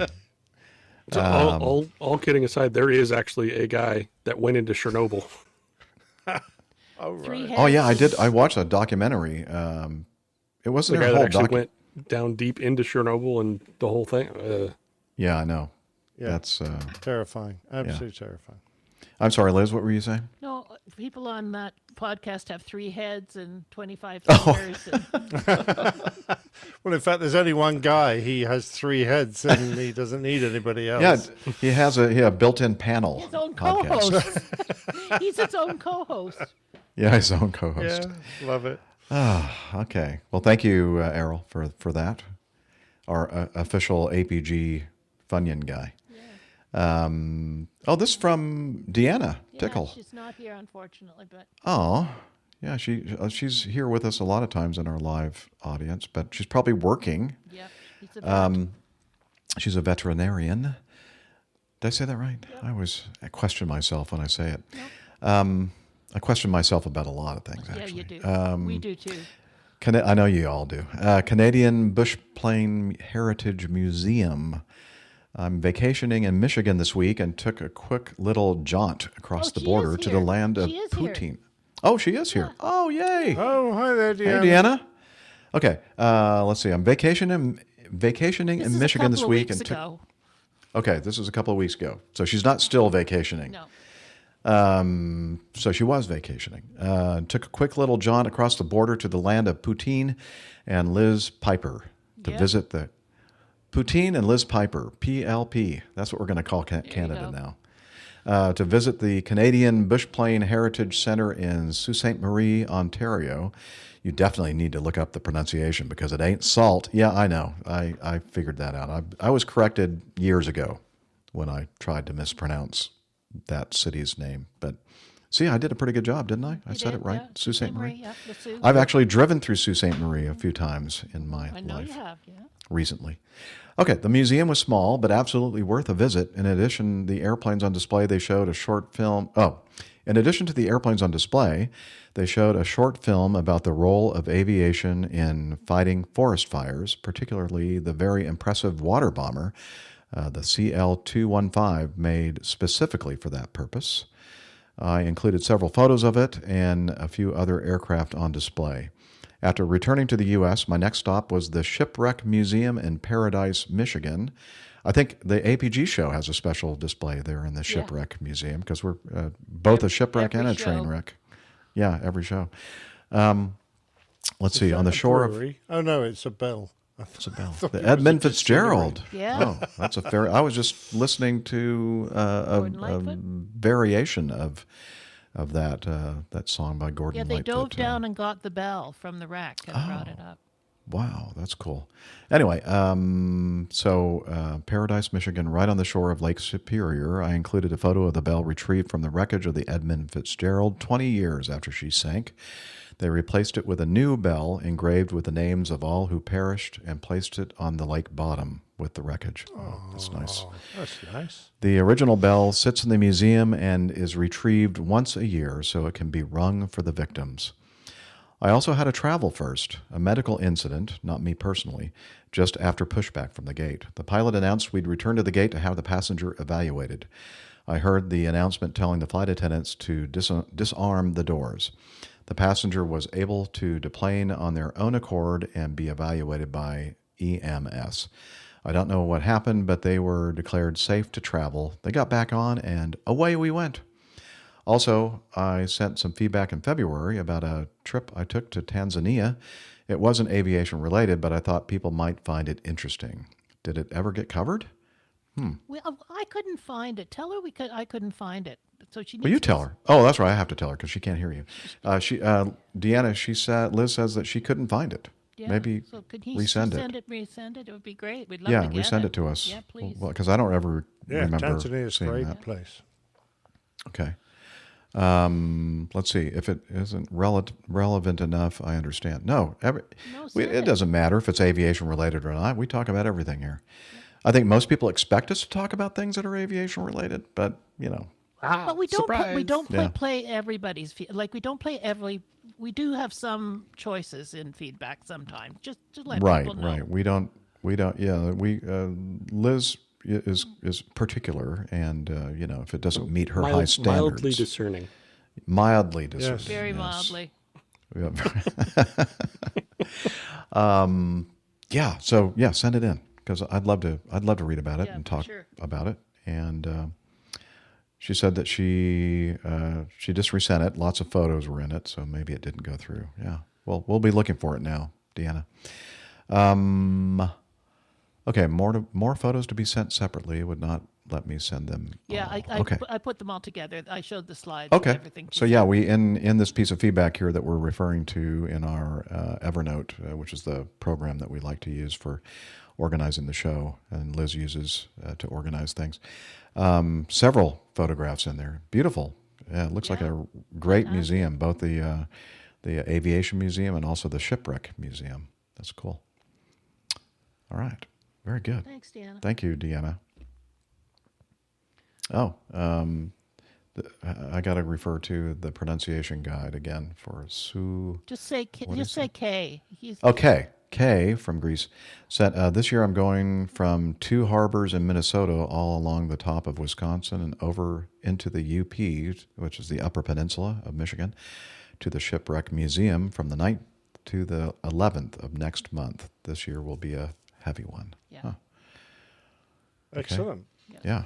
Cool. Small world. See how we connect here in this aviation world? Since the Edmund Fitzgerald went down this year. 40 years. 40 years. Is Kay one of the Men in Black? Could be. Does he know Fred? I thought there was a Kay. Yeah, Fred. Where's Fred? Men in Black. Oh yeah, There was. There was. K in Men in Black. You are correct. Yeah, indeed. Okay, 13. Okay. You wear a black suit, Kay. We've got about 10. And sunglasses. We've got about 10 minutes left to the 2-hour mark. So. Okay. Yeah, we're knocking a bunch of the stuff out. That's great. Okay. So this next piece of feedback from Jiles Robinson. How many hours of pilot training? Love the podcast. I'm curious to hear what the crew thinks about this article from the Wall Street Journal about the 1,500-hour minimum. I tend to agree that everyone wants a pilot who has been scared at some point during training. Okay, so he gives us a link to the Wall Street Journal article. He said, I've cut and pasted the article below in case you can't get through the paywall. Thanks, Jiles. Appreciate that. Okay, so let's see. I don't think we really have time to read the whole thing, but we're going to have it in the show notes. But I'll read a little bit of it. How The government requires 1,500 hours of flight time to serve as a first officer of an airliner, I think it should say. Some aviators say the rule is excessive and doesn't actually make flying safer. And I think that there are legitimate arguments on both sides of this story when it comes to this 1,500-hour rule, because I think Captain Nick is going to remind us that that rule is not in effect in his part of the world. And as far as I know, not too many airliners are crashing that often based on the lack of experience, but could be wrong. I mean, they are landing with no gas, but... Well, that's true. Maybe... That was Maltese. Oh, yeah, that's true. Oh, yeah, sure. Blame the Maltese. Maybe there was a Falcon on that airplane. Maltese Falcon. Or maybe those chocolate-covered Maltese ball. Oh, never mind. That's a different thing. When boarding a commercial airline flight, most people are more absorbed with finding their seats and space in an overhead bin than wondering whether the pilots have enough experience. Passengers generally assume the people wearing epaulets in the cockpit know what they're doing. That's a big mistake. Given the airline's overall safety record, that would seem a correct assumption. Massachusetts Institute of Technology, MIT, researchers calculate that your chances of dying on a U.S. carrier are about 1 in 98 million, which means flying is less dangerous than staying at home. Oh yeah, let's get out there and fly. But there's considerable debate within the aviation community about what it means to be an experienced enough airline pilot, particularly as industry data suggests there will be pilot shortages for the next several decades. The arguments, often heated, typically revolve around how many flight hours pilots should have before... I should probably stop. Yeah, I was going to say, it's almost time to wrap up. It must be getting close to the end of the show. And I haven't even had anything to drink. Well, you ought to try it. I'll probably do better. Maybe that'll smooth you out. Take the edge off. I'm thinking that, yeah. Okay, let's take number 3 here. Pause for liquor break. But there's considerable debate within the aviation community about what it means to be an experienced enough airline pilot, particularly as industry data suggests there will be pilot shortages for the next several decades. The arguments, often heated, typically revolve around how many flight hours pilots should have before they can take the controls of an airliner with tens or hundreds of souls on board. Okay, so it goes into some of the details here about the minimum flight time to perform the duties of a first officer. It used to be 250 hours, and then they increased it to 1,500 hours in 2013 when Congress passed the new airline safety legislation in response to the 2009 crash of Colgan Air Flight 3407, which killed 49 passengers and crew as well as one person on the ground. Even experts aren't sure where the 1,500-hour figure came from, but the common understanding in the aviation community is that since it generally takes 2 to 3 years for pilots to accumulate that much time, that they would inevitably encounter all sorts of situations and seasons. Seasons, that's an interesting word. I would say scenarios. Anyway, so I think we get the gist of the article kind of talking about, is 1,500 hours really making everybody safer or not? Excessive? The problem is that it doesn't specify how you spend. Generally, you don't specify how you spend those 1,500 hours. So you get a bunch of these kids that are going through flight school, then they get a job as a CFI that they've been flying for a total of 200 hours themselves, and now they're teaching somebody else their bad habits, their stuff they haven't learned well, and then they spend the next 1,200 hours going in circles right next to the airport. Mm-hmm. So it's not the idea that, they're going to experience all the things. Well, if you never leave the vicinity of the friggin' airport, you're not going to experience a whole lot other than this is a downwind, this is a base, and this is a final.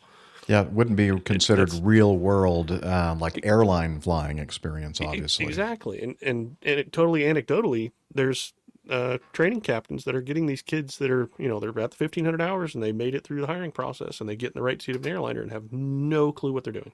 Mm-hmm. That's a good argument. It's frustrating. I mean, it's an argument for sure. Captain Nick, I know that you're, as we said, in the world that is not held by this requirement.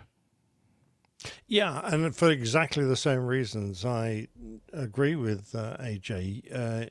There are pilots out there who get their hours by doing actually quite difficult flying.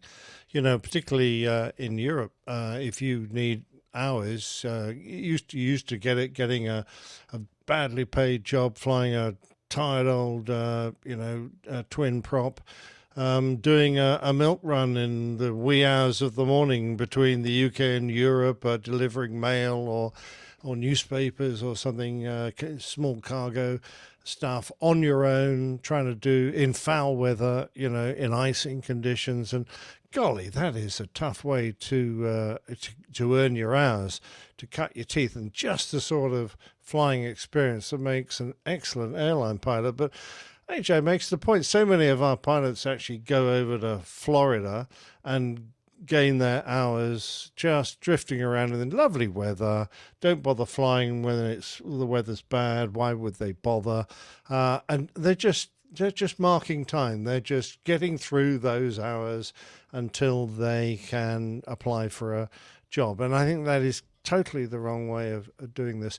I think both Europe and the States have found a way to get their pilots, but I think almost an amalgamation might be better. More hours, but much more structured flying, where you actually progress through additional training. And the European system involves lots of simulator work in airliner simulators, as well as flying hours. It's much more aimed at the job you're going to be doing, so that you're pretty well armed when you go in the flight deck. I would like to see our pilots coming onto the flight deck better armed, because, you chat to the sort of trainers that take these... Oh, what nearly got me.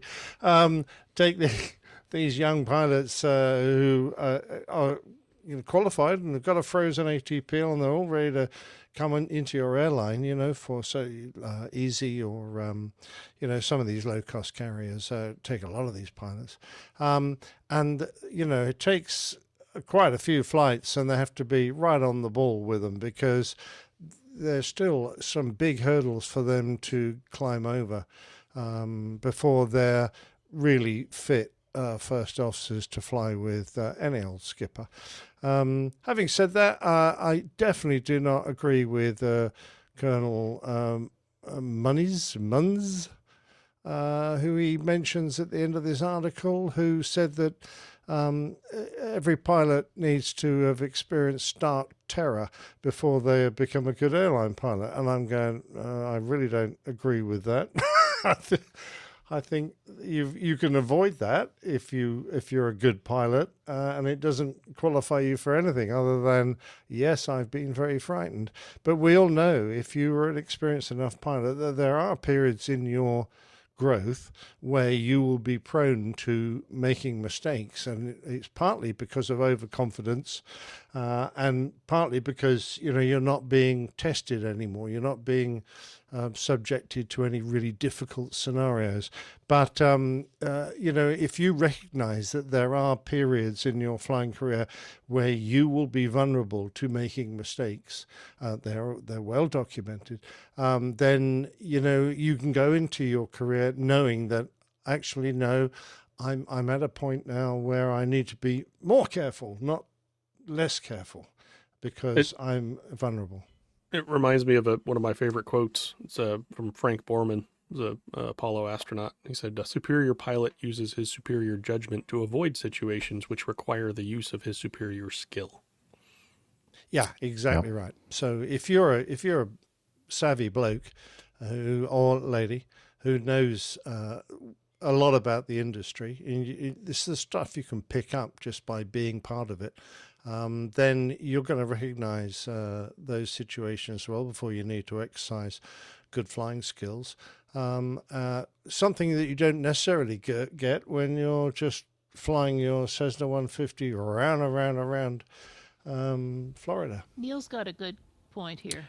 Well, Neil Landwarm I keep saying that, Neil Landwarn in our live audience said, should hours be weighted So circuit hours are only worth 0.3, whereas delivering sheep in the Outer Hebrides would give you 2. What does veterinary medicine have to do with this? I don't know, but I think he's doing that for Deanna's benefit, right? Oh, very good, delivering sheep. Yeah, I love it. Um, It would be complex and very hard to police, and that is one of the other problems with people gaining their own hours. You know, you've only got your own real honesty when you fill out the logbook, except the FAA aren't going to go back into all the flight logs of all the aircraft you've flown to see if it did match up with what's in your logbook. And I suspect out there's an awful lot of people who sharp pencil a few numbers in there to make the pain go away so they can apply for a job. iHall Boxes Yep. has a couple of comments here too. iHall Boxes in our live audience says, and then even while accumulating the hours, you're not allowed to make mistakes. So what do you learn from then? Experience is the sum of your mistakes. Make better mistakes tomorrow.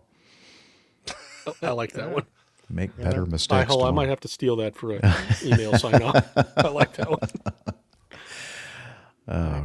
That's, again, more evidence that the folks that join us each and every week in our live chat are at least as smart or much smarter than those of us here on the show.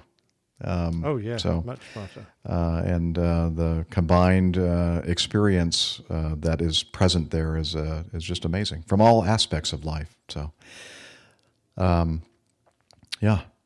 So good discussion. Yeah, and I agree. I think experiencing start terror does teach you a lesson, but as we like to say, I'd rather learn from other people's mistakes and not the ones that I make. You know, that's the optimum situation. Yeah. But I'm over the years, I've really started to kind of take a different view about my stance that the 1,500-hour rule was an important thing, and now I'm starting to see some of the maybe not so great things about it. Not sure that guarantees anything, except that you paid a lot of money and spent a lot of time. Yeah. And waited 2 or 3 years to get into the industry, whereas more concentrated flying, properly tailored to your needs, might actually get you into the industry much quicker and earning enough money to repay those damn loans.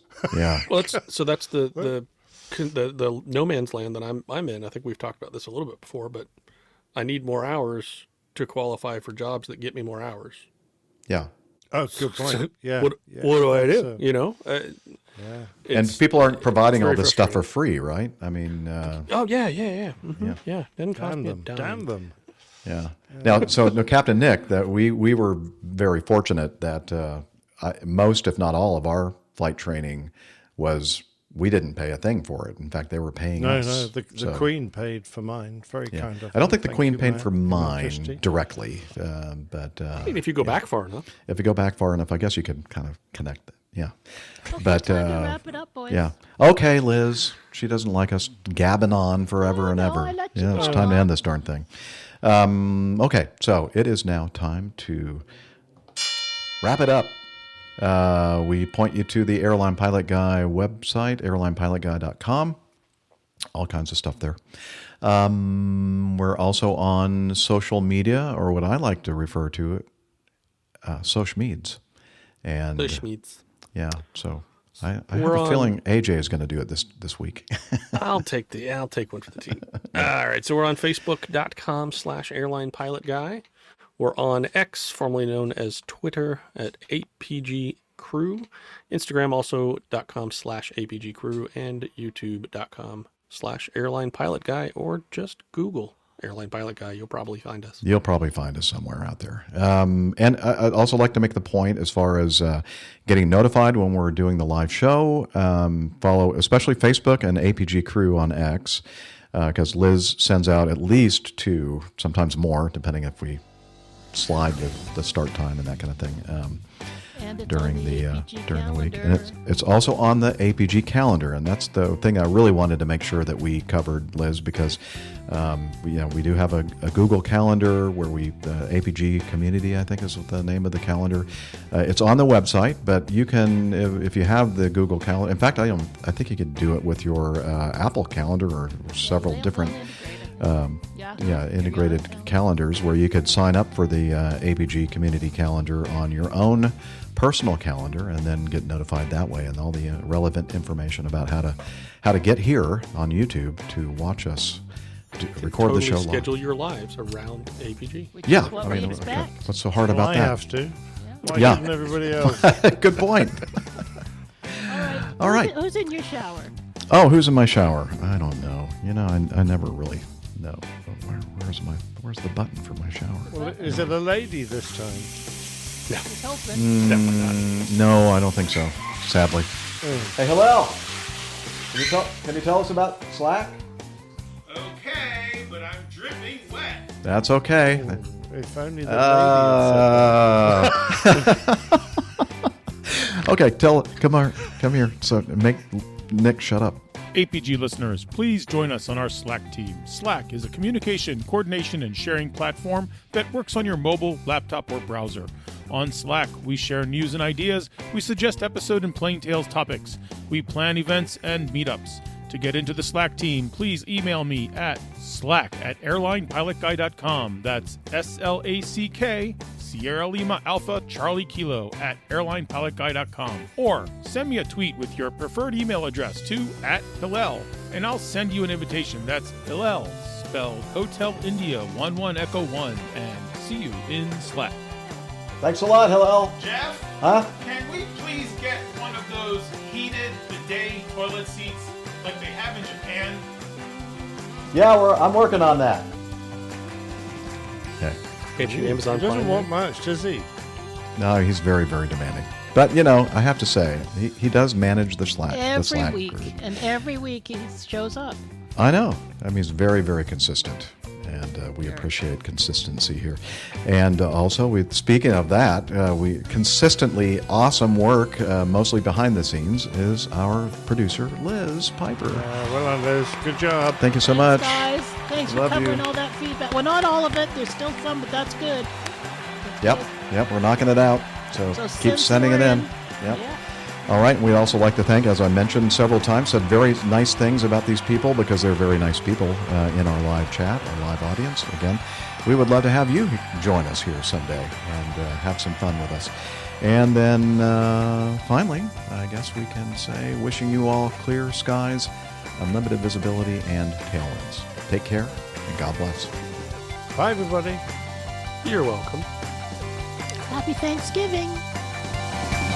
Yeah, he's up in the sky. It's the airline pilot guy. Good day.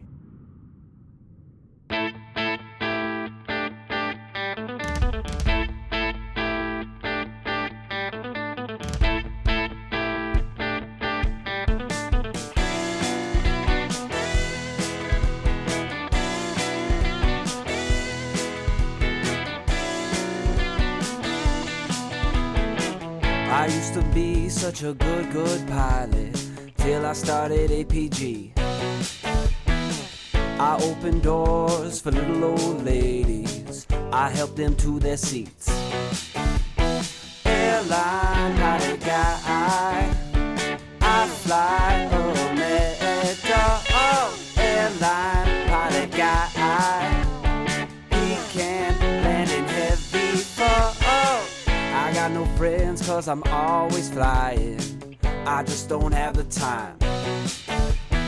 But I can land this old plane. I can land it just fine. Airline pilot